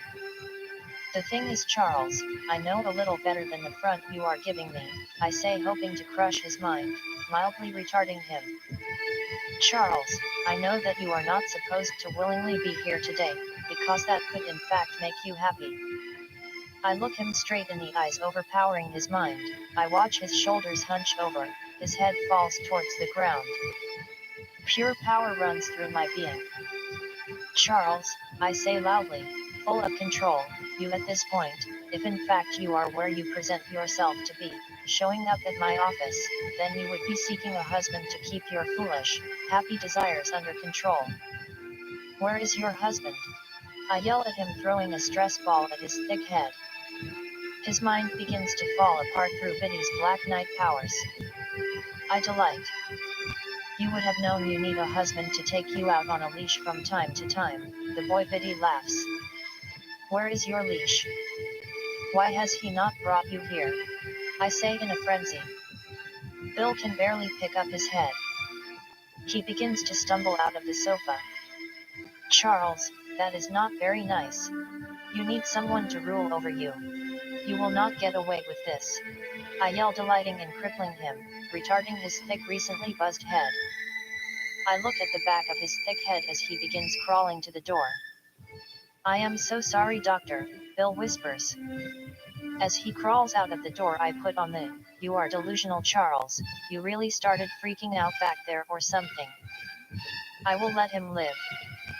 I gently shut my wealthy rich door and laugh. I crippled his mind to the point of retardation. I almost forgot. I have a date this evening, and I am not ready. I quickly freshen up the entire living space, including my body and clothes, hiding every item that could cause concern for my lovely date. Ring. Ring. I hear the doorbell ring. I give one last look in the mirror. Nice gray vest, red tie slightly loosened to give a sense of trust and comfort. I take my hands and quickly pat off any dust on the matching gray pants. I rush to the door. "Cynthia," I say with happiness in my voice, "I am so glad you made it." I shut the door behind her, double locking it without her noticing. We spend the evening talking about her happiness for her. "I am going to get a hot chocolate," Cynthia says. "It could be a long night if we do not find something to do." I knew what I was doing after talking for hours about her problems in her obvious eighth wonder of the world. Every word of hers dripped on my head until my out-of-control rage warning light lit up. "You are going to kill her, Bity. You are going to freak out. Grab the knife, Bity, just enough to put her in her place." I had attempted to back out a while ago, but to no avail. Here is my chance to get back to my puppets. "I need a hot chocolate," I mumble to myself, mocking Cynthia. I watch her sit down on my recently freshened blue comfy recliner, hating her need for a cup of hot chocolate. It is my turn. I knew it must be my turn to relieve myself. "I need a hot cup of chocolate," I say to Cynthia, purposely looking dark, and pitching my voice like a child. "That is your problem," I say to Cynthia, "you do not know when to stop." Several hours I hunted and preyed on her, I made an animal out of her. She could not help but receive every word after she drained her strength earlier in the day. Now that she is in another part of the brain, I will do whatever I want. Towards the end of my conversation, the thing sitting on my recliner gurgled, "Stop, Bity, please stop," as blood began pouring out of her nose. "I am bleeding," she cries. "Yes, Cynthia, you are. I want to show you something." I pick her up by the head and drag her out to my puppet land, saying cruelly with a twisted psychotic-like tone, "I need a hot cup of chocolate." "I am so sorry, Bity," Cynthia cries and sobs. "This, Cynthia, is where I want to be. This is where I want you to be." I look toward the floor. I look at her crawling, blood splattering on the floor. "I need to get back, Cynthia. Something has come up. They need me at the office," I say. "Okay, Bity, hurry back. I mean, I would like to help," I say, mocking, pretending Cynthia said it. "Thank you, Cynthia. I will be right back. You are welcome to help." 5. Miss Robot. I spent days fixing Cynthia into something that would fit in with my family. I make her the star of the show. She can go on stage. Music, lights, action. I yell to the automation. I sit down at the bar. "Can I get a whiskey on the rocks?" "Yes," a robotic voice says, answering my question. Expecting the music to play at that moment and the stage lights to turn on, I get comfortable in my chair. "Whiskey for you, my good man," a robotic voice says, slowly setting down my drink. I look at him. He mildly smells like dead, rotting flesh. That is, if that was the smell of the rotting flesh in the air. So much junk in the air I forgot which was which. He looks at me. Dead eyes look straight into mine. Giant, thick, red lips, painted with heavy clown paint. He almost seems to smirk at me, as if he wanted to consume my life. "Whiskey for you, my good man," still echoed in my brain as the music begins to play. I get off my bar stool and make myself comfy on the soft couch. I light a cigar, expecting Cynthia to entertain. The curtains open on the main stage. A dancing robot comes out. She is moved by a chain on a track within the floor. Cynthia, you look marvelous, I yell onto the stage as I applaud the main star in the show. I take a sip of whiskey.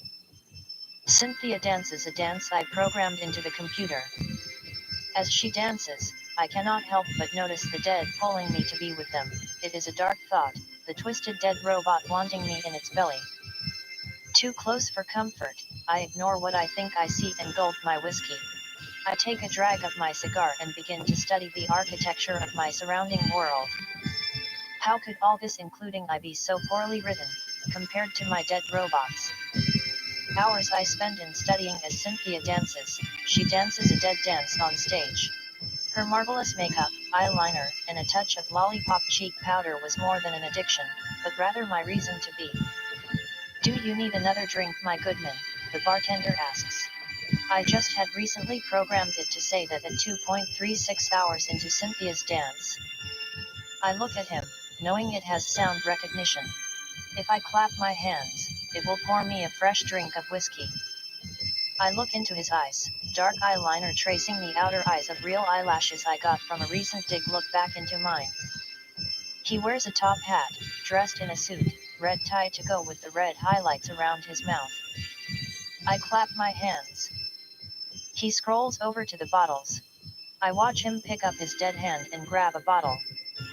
I could almost taste it as he is pouring it into the glass. Would you like an ice cube? If I say yes, his voice software will recognize that.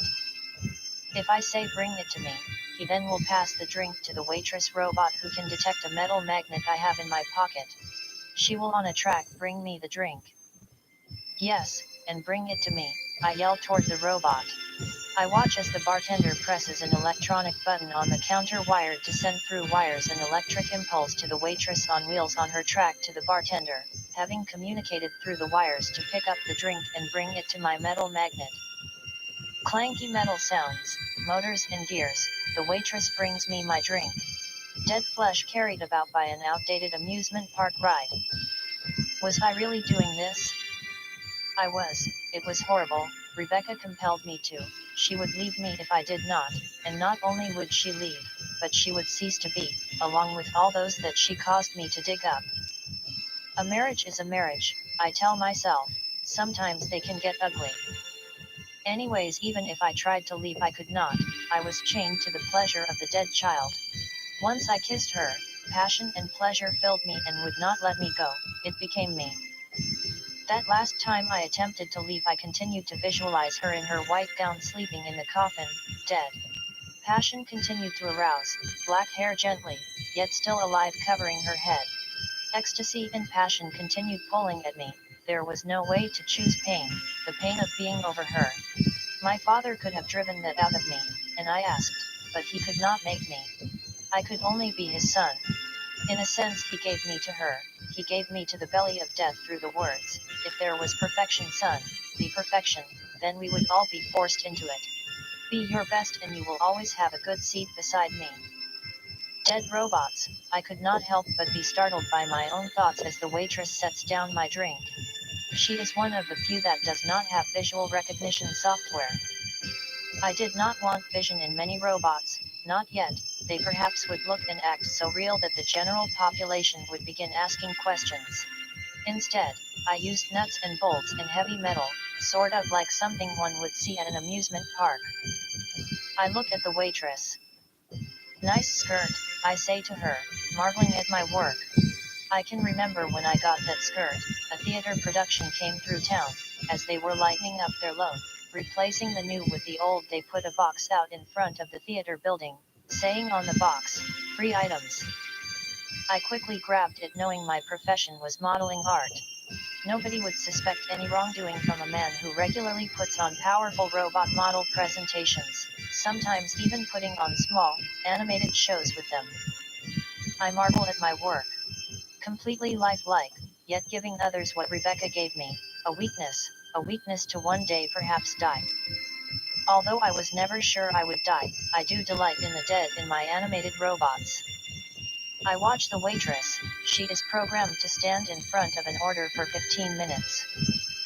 Flesh-filled plastic. What could be sweeter? I take a big drag of my Huton cigar. I begin to cough, too big, but still pure pleasure. I love living when I am in front of the dead. I start getting mildly nauseous in front of her. The thought or smell of her corpse still rotting in front of me was repulsive, sort of disgusting, almost like a dead disgusting sex. I will take my cigar outside in my sophistication. I walk out the back entrance several rooms from where I was drinking. I pop open the double doors, swinging them hard as if I just escaped a boring day at high school. I investigate the partially lit alley of a New York street. A dumpster was to my left, a cool breeze kissed my face, headlights shined to my right, moving with the car it lit the way for. Puddles of water were around. It is drizzling out here. I take a drag of my cigar, tasting the recent drink of whiskey. I am a little drunk, a little joyous. I notice as I double sure my standing. I am a little lightheaded, a bit happy. I most likely will pass out with the robots tonight. I usually do. My place of comfort, my home, my chains to the passion of the sleeping child. Now that I remember, after I hang the man, it simply will not leave. If only she would not have died, I would have given anything to have given her the next dollar the day after I met her at Wheelock School, the day she died. I would have now given anything to not have listened to Lucifer when he pressured me into kissing her. It is a curse. I knew not to disrespect the dead. Lucifer did not know he should be in this situation. He was troubled the day he started school. He would always pull on our liberty. This time it truly hurts. But I can fix this. I know I must fix this. This most likely is the reason for the passion, disrespecting the dead. I should call up Lucifer. I have not talked to him since the move. My dad moved me far from that town. He never told me why. Lucifer, Clint, and I were unsearchable. We learned basically all of childhood together. If there was a language, I know us three would know how to speak it. We taught one another it. We taught one another the ways of life. 5.1 Holiday Family. I walk back inside after puffing on my cigar. I am too anxious out here. I am too anxious to do anything but work on my creations. What should I do? I will program some holiday music into some of the dancers. Jingle bells, dingle bells, jingle is what I say. If you tell, if you yell, you'll be here to stay, I say walking into my workshop. I know what I need is some holiday outfits, and I have those. Not long ago, while murdering a family at a get-together, a holiday get-together, I took a bunch of their stuff, some of their best stuff. I reflect on their moment. They sure made good puppets. They sit at the park, just above Times Square in New York City. Animated storytellers, programmed with 5 classic children's novels. Parents from all around bring their children to see the Hewers family, the Hewers story family. Yes, right on. I could almost hear one of the children saying as they hear the very best stories ever written by a masterwork of art, the Hewers. I am just that creative. I say, reaching for the bag of holiday treasures. What would they look good in?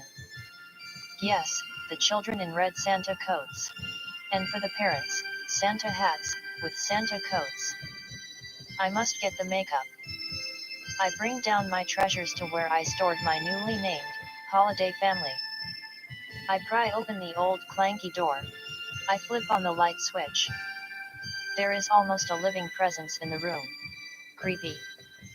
It is as if they're looking at me. At any moment they would physically fight my presence in the room. Sally, Clark, Betsy, and little Jim, I say, hopping around the workshop, gently tapping each dead-filled puppet on the arm.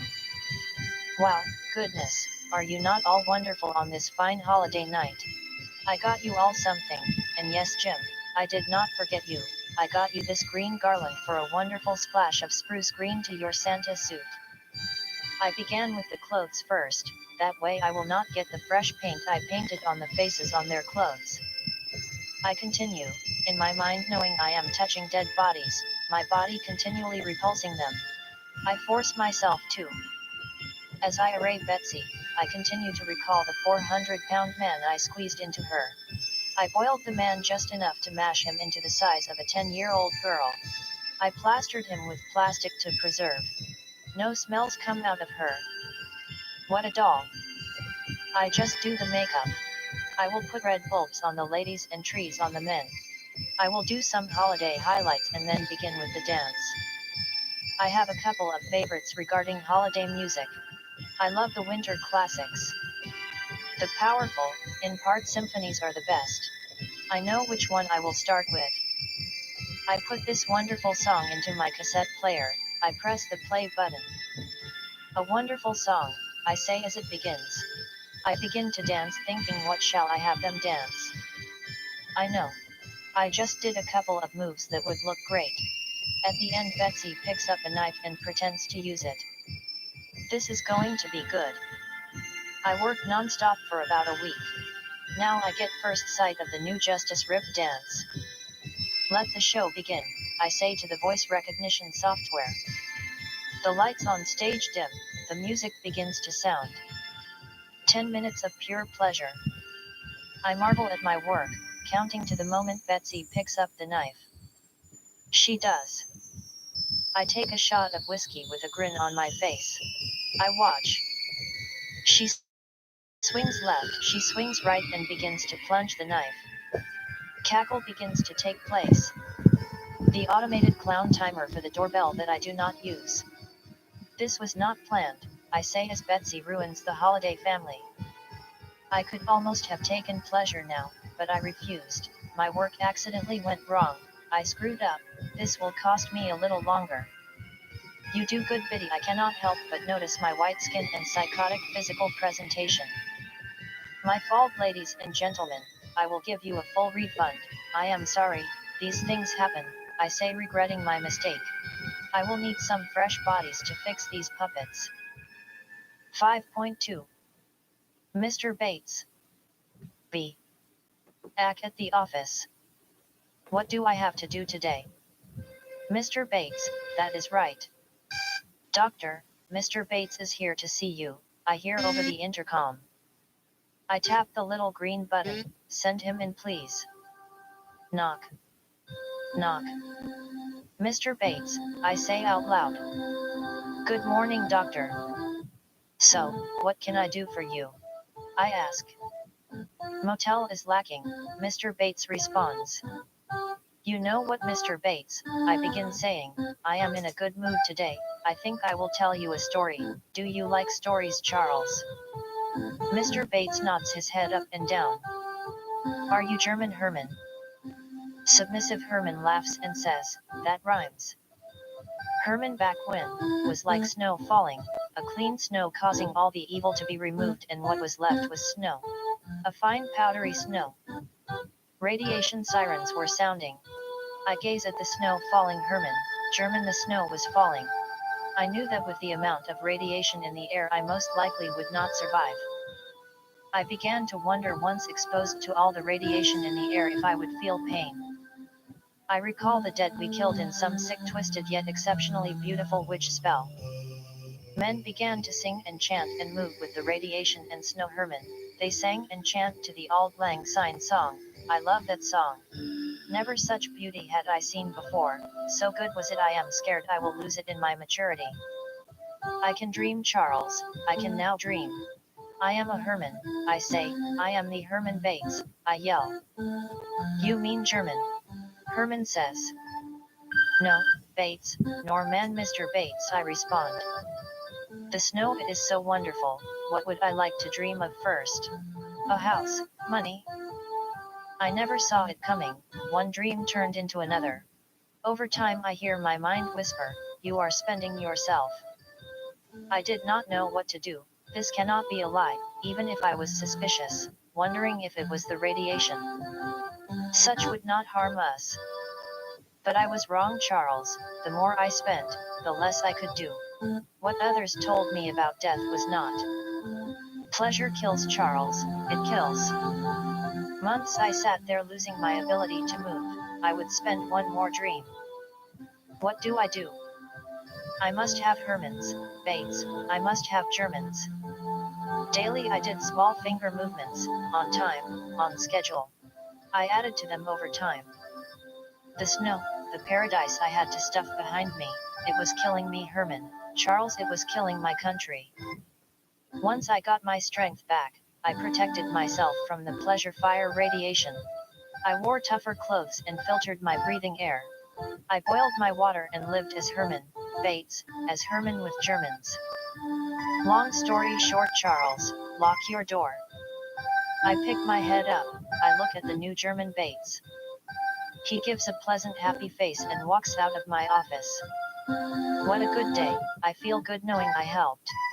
Sometimes it hurts killing all those people. Mr. Bates comes rushing back into my office. Did you know money is debt? I ask.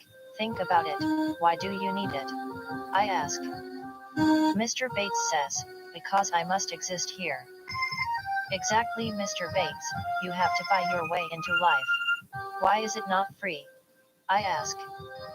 You owe, Mr. Bates, just because you owe to live here, yet no one thinks about that while in search for their money. It is in dying, Mr. Bates exclaims. Exactly, Mr. Bates, think about what people chase. All of it, Mr. Bates, is pain. Pain is what they want. Think about how much a prescription cost. Think about the painful side effects after paying. They need pain, Charles. I yell, I bet the richest person alive borrows money and sells it to others to have legitimate pain, a real pain for himself. Think about it, Charles, we do not have life, we must buy it, or we must borrow the money to cure it. You are rich, Charles, debt is their riches. They must be negative, debt is riches, Charles. Even electricity itself is negative, forcing negativity to perform. No one up, only debt. You mean I should borrow some money? Mr. Bates asks. Mr. Bates simply said, debt is in, and yes, so is the product you buy. But they go hand in hand, debt equals product. The solution being always over the debt. But understand, Charles, we are a debt, I exclaim. Find someone with the one up and I bet your money problems go away. Make a debt, Charles, you must make the debt. 6.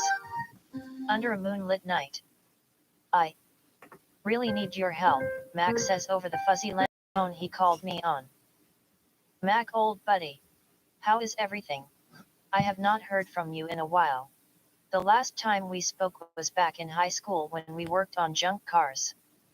Yes, good times, doctor, but that is not the reason I am calling you.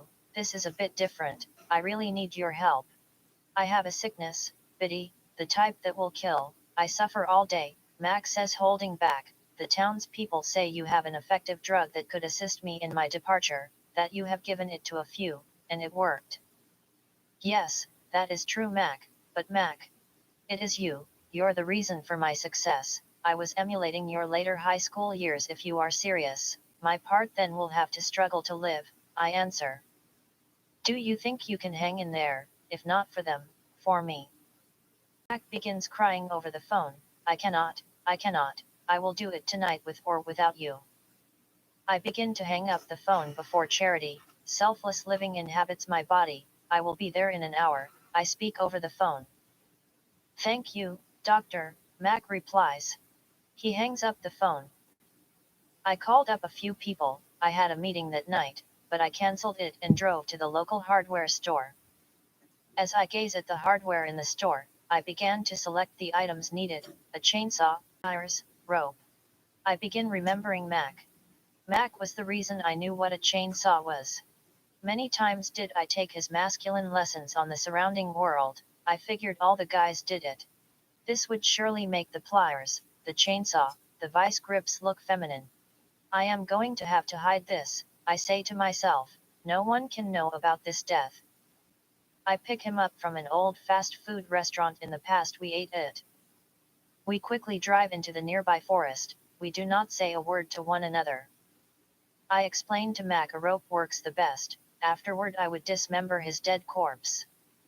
I tie a couple knots in the rope, toss it up in the tree, finish the best of the necessary measures and invite Mac to do what he needed. I turn my head to the back of my truck. I pull out the vice grips. Many lessons I took from Mac about vice grips. We would puff one another up about being the big guys. and success in being like our fathers. This will surely shatter everything. I look up at the tree, and the man hanging up under the moonlit sky. It was a small sin, a sin to watch his lifeless corpse dangle in the wind, a small sin that could cause my own extermination. I must make sure no one knows. I take out my vice grips and chainsaw and begin the tough job of child tearing. 6.1 Feek. B. E-E-B. Beeb. Beeb. It is my pager, still placed securely on my belt. It is the office, it is my secretary, the hospital needs me. I quickly drive down, the sun is just starting to rise. I jump out of my car, quickly grabbing my briefcase on the passenger side seat. Hours it has been since I arrived in my office. Seeing the person behind the beeper call was having a mental breakdown. I was left waiting for half a day. Lunchtime and I am about to step out for a bite to eat and a smoke, and the nurse sarcastically rushes into my office as if it were a matter of national security. Feek is here, desperate to see you. At this point I was out of patience. For weeks I have been in the office staring at the wall. I seriously could not take the level of stagnation I was going through. Nobody noticed. They just rushed Feek into my office after hours of flickering my thumbs and making popping noises with my mouth. Feek says, noticing my immaturity, "Idiot." To seal the weight of my oppression, I say, "Do that again, Charles, and it will be the last time. Sit down, Feek, and we will see if we can make some sense out of your crisis." I still being angry, nobody noticed my problem. I pop my lips, and flap my right upper arm in the fashion of a duck. I state at expressing my lack of happiness, mildly oppressing his entire being. I give a chuckle and sit down on my black office chair ready for a pleasant conversation. Feek notices my duck flap and purposely lunges out of his seat, picks up the nearest pencil and attempts to knife me with the pencil. Still lingering fresh in my mind, the oppressive upper arm duck flap, blaming him for everything. With one oppressive gesture I begin to laugh. "Nurse. Nurse," I attempt to say while laughing. "You're going to die," the involuntary client says. "Sit down, Feek," I command with the tone of a psychotic therapist. "Sit down or I will ruin you. I will have you exterminated," casting the full weight of oppression upon him. Feek begins to cry and kick, squealing like a child, and appears to pass out. "Nurse," I yell, "call the ER, my client just passed out." The ER team quickly came into my office and carried Feek out of my office. I quick to fake my concern say, "Do you think he will be all right?" I ask one on the ER team while they place his neck in a brace. "Yes. Common are these incidents, overstressed most likely," he answered. As they carried Feek out of my office, I delightfully go over the nature of my oppression. "Charles, I love that name. Most of those I attempt to fully oppress I use the name Charles. It seems to no longer refer to a human, but rather a relief of my duties. Sometimes I hurt them so badly bodily fluids seem to fall from their behind as they leave the office in tears, although I have never checked to see if it was true. Apparently one too many Charles in a row will kill. Pitiful. 6.2 My game. I need to just forget. Charles is afraid, making me feel like the bad guy. Anyway, I have a party to attend. No hometown, no name address. I pull into the driveway of a huge factory building. Recently I redid some of the interior for my new game tonight. Kelly and some of her quick to analyze friends are coming to meet me here. I bet they never analyzed this, I say, opening the front door to a house of horror. All the windows were sealed shut with concrete, no way out. They must play my game. Ring. Ring. That must be Kelly. I open the door. "Kelly," I say, sort of feminine. "Come on in." "And who are these fine young men?" I ask. "This is Max," Kelly says, pointing to a black hair-colored young teen. I look into his brown eyes, noticing a masculine young man, my personal repulsion. "The black one is big," Kelly explains, "and Mike is behind him." "Well, I am so glad you all made it. Make yourselves at home," I will go get the refreshments. I close the metal door to me and my puppets loudly, expressing to myself, they will not get in. Enough of the falsehood, kids, the games begin. I say over the loudspeaker wired throughout the entire house. All in shock. He is joking, right? Kelly, what is going on? Kelly yells into the deep rooms, Bity, this is not funny. Bity. Dead silence for a moment, and then the fuzz and clank sounds from the intercom. What would you do for a Bity bar? I ask. What? Kelly howls in disgust.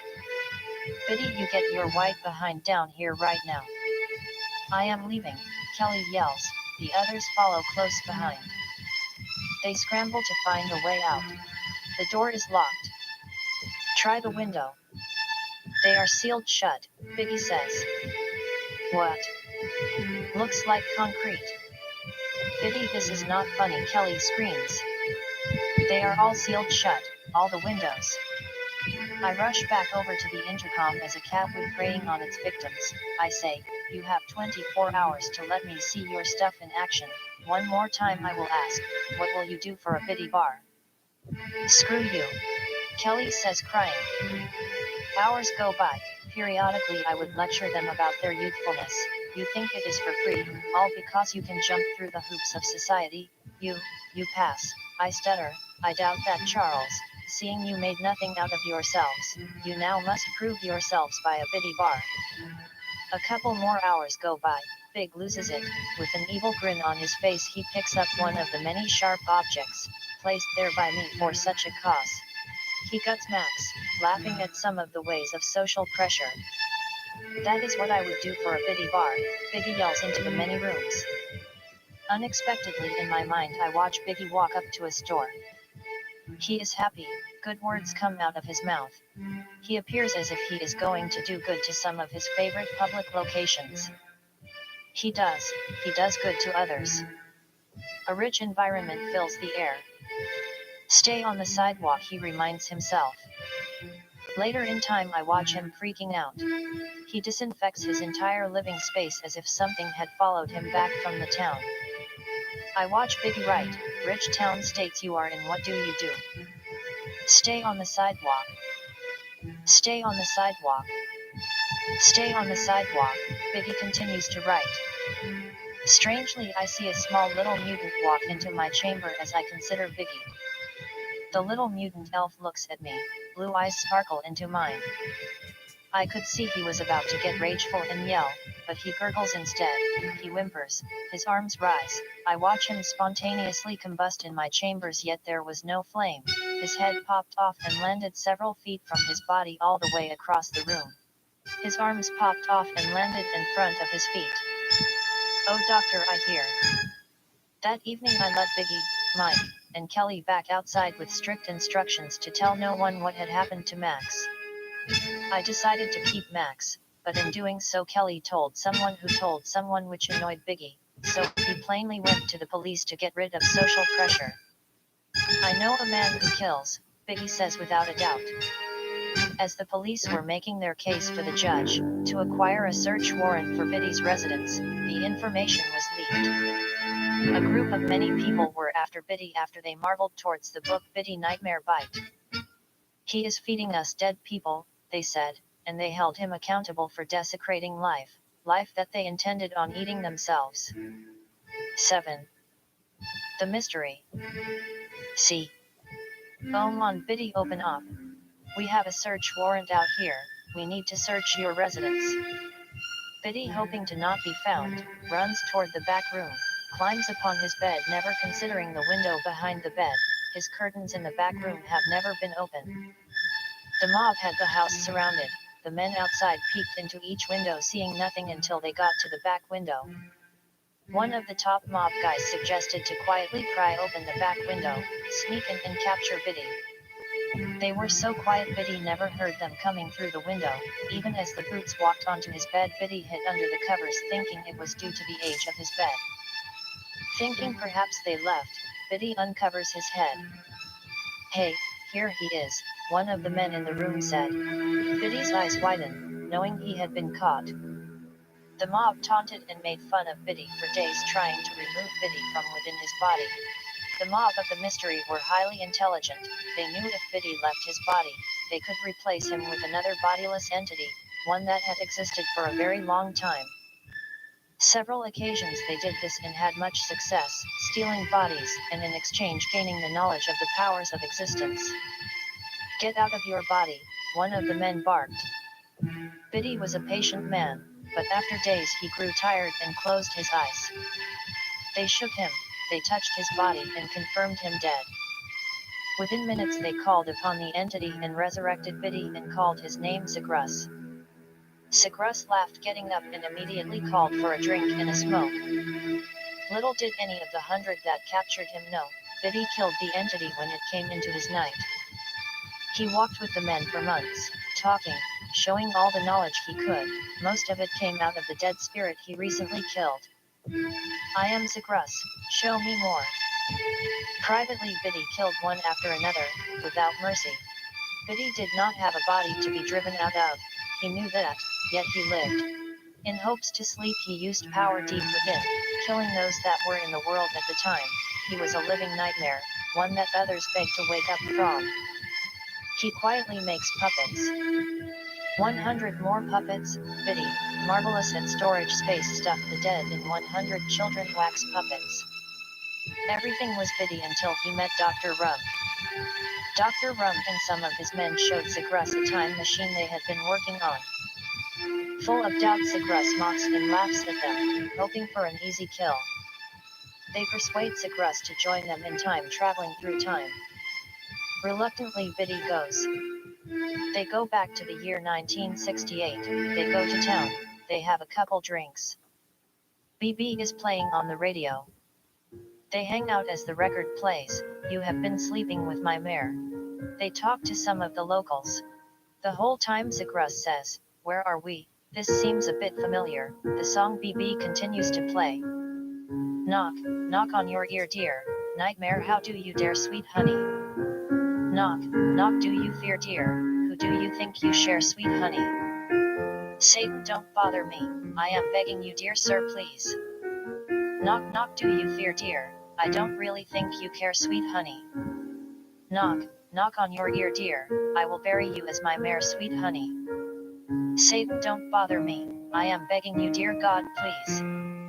Knock, knock, can you care, don't the two of us make a pair, sweet honey? Knock, knock on your hair, dear, who is that you fear, sweet honey? Satan, don't bother me, I am begging you, dear sir, please. Knock, knock on your ear, dear, I am not Satan until you fear, sweet honey. Knock, knock on your fear, dear, I don't think you care, sweet honey. Satan, don't bother me, I am begging you, dear God, please. California, the men say. They find some locals and decide to take them back to a motel room for fun. A couple hours go by, and one of the wilder men who went off by himself, he comes in with a young girl, with a young lady. B flat. 7.1 times motel room. B. Back in time, through time. In 1968, BB still on Bity's mind, he finds his way back to the motel room with the other men. He lays down on the recent and freshly made bed. He finds no rest. The men in the room to the left are talking loudly and banging on the wall. Zigrus ferociously gets out of bed to kill. He breaks the door down and sees the men removing the life out of the girl who was in there, the one that had just arrived. Zigrus looks deep at the young lady. He recognizes her. It is Rebecca. "Rebecca Byte," the man says to her, "is that your name?" Bity automatically knew to kill. Enraged now, he was surprised not to kill. All the years he hid to keep his marriage with Rebecca, he found the power to control uncontrollable fits of rage, to do it in his greatest weakness. "What are you doing?" Bity says in friendly laughter. "Good thing you are here, we are making room for Sigil," one of the men said, proud of his work in catching the young girl. Zigrus, not long ago, saw a janitorial closet in the motel they were lodging at. "I got something for this party," Zigrus says, acting as proud as the other men. Zigrus runs to the closet. He looks. Acid, rubbing alcohol, rat poisoning. He grabs all he can, including some rabies needles. Without any thought, Sigrus brings a man into the bathroom. Through the power of his marriage, he begins shooting up the man with poison. Enraged and living anger, Sigrus puts on the core of his ability to be a nightmare. Once he saw the horror on the man's face he held hostage in the bathroom, he went out to confront the other two men. Sigrus walks out with a glass of liquor and offers one of the men a brother's drink. Quick to take it, the man guzzles pure acid. The man begins to simmer on his skin and then smoke begins to pour out of his body. He falls to the floor crying in anguish. Sigrus grabs a mop bucket with the rest of the acid and throws it on the other man. His skin melted, his face became unrecognizable. Sigrus looks at all three dead men to satisfy his need to watch them suffer the worst thing Sigrus could have thought. Bity hides Rebecca in the past, even so much presenting her in front of his younger self, waiting for time to pass, for 25 years to pass to catch up with the time of his puppets. 7.2 Bity relives. Oh. NCE 20 past, Bity walks in where he left off, in his shop. Bity now, still hallucinating, remembering Rebecca's dead corpse resting in the future, enraged begins to see a black child, though sometimes it were a white man. Bity hallucinating begins arguing with the ghost man/black child. You know what the problem is, Bity explains, the problem is you isn't white, the white doctor says. Bity picks up a syringe from the nearest table, he begins to fill it with death-filled poison. The black child pauses. The reason you need to take this medicine is because you isn't white, the Dr. Nightmare says. Bity the black child lunges at the man as he holds the syringe high, attempting to kill the black child. A wrestle begins. Bity holds the syringe over Bity's head. How many times have you been screwed over, Chuck? How many times? Bity yells into the empty room. What is one more time? Your whole life, Bity, you were told you are wrong, and that by your parents, teachers, the public. What if we are not wrong? What if we are right? What if it was all in our head? What if we are dead? What if we are keeping death alive? What if Rebecca is still alive? What is one more repulsion? What is one more time? Bity demands of Bity. Bity backs off, killing the child. Now standing in the midst of his puppets he has filled with corpses he dug out of the earth. The room full of stench of decay, horror, and disease fill the air. Crawling tissues walk up and down Bity's skin. Bity makes a decree, I have set you all free from all that you see. Bity yells, what is one more time?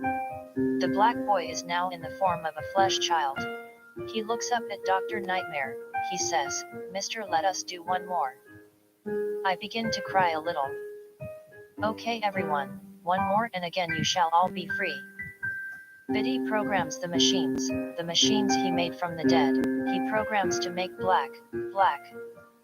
Days go by and nothing, until the machines begin to taunt and haunt the doctor. They chose him, they taunt him, they toy with him until he is dead, stuffing his white adult figure into the black child puppet. The machines left him on stage, the stage he watched so many of the dead dancers dance. They sat him upon a red and golden throne, crowning him king of sleep, a true nightmare. Bity wakes up in the coffin next to Rebecca, in the past, before they are about to bury her, at the time her funeral service was being held. Bity hears Lucifer saying, kiss her Bity, Elvis Knight in agreement. Cough cough, she begins to cough. Rebecca, Bity cries. Mabels Song plays. The end. Epilogue. Have a seat. What is your name again? I ask professionally. Skidder, the man responds. Well Skidder, what can I do for you? Cody's doctor. Please elaborate, I say. Well, long story short, she wanted Cody's. Some gay dude said he gave me Cody's, so I thought, and so I brought the crap to school to give her 1 or 2 and was expelled. Sad, I exclaim. They did not get my point, doctor. Crap in holiday outfits. They did not feel for my Cody's, they flushed them and said you are not coming back to school here. like as if I do not have feelings. They did not feel for my Cody's, Skidder explains. So sad, Mr. Skidder, so sad. Black byproduct, we say and laugh together. Cody's. Skidder questions. Exactly, I found a nightmare. What? Skidder questions. I do not have to face the light of day, because I am dead. I blurred without intention. Suddenly, I find myself floating above the earth. I watch Lucifer walk over to the river. Kiss her, Bity, I hear in a fog. I attempt to grab my body and look, I cannot move. Bity, Bity, Lucifer screams. Elvis, Bity is down here with Rebecca by the water, and he is not moving, I hear Lucifer scream. In a fog I look up at Skidder, I do not see him, and the little light I had left vanished as I watch the light wrap its arms around me, suffocating me as its nightmare, within its night. Special thanks. Page. Jenny. Page C. Notes. About the author. Brendon Holden has written other books such as Smoking by the River and children's books titled Toby Learns Patience and Max the Juggler. He has expressed works of art in such books as Drawings by Brendon and Art. He is also author of The Game and 7th Grade Streets. It would be a delight to his heart that not only is his work enjoyed, but that society benefits from it as much as the creative ideas have benefited him. As Vermont has been, and as the entire United States has been stable in past generations, Brendon hopes that through this book, Bity Nightmare Byte, and books such as Smoking by the River, Behind the Night Sky, Finding Run Personal Computer PBR, The Sheet Music, and the Theater, and other books, such as The Game and Clutter in My Closet, consciously aware of the many great men and women making it possible for others to raise their children in an educated world to remain in high hopes for their future as well as the future of their children, to have an education, the option to prosper, and to live the American dream, life, liberty, and the pursuit of happiness. Now knowing that this story and others are going beyond America, my hopes for the rest of the world are the same, to remain in high hopes for yourself, as well as the future of your children. And that sums up Bity Nightmare Byte. Hope you enjoy.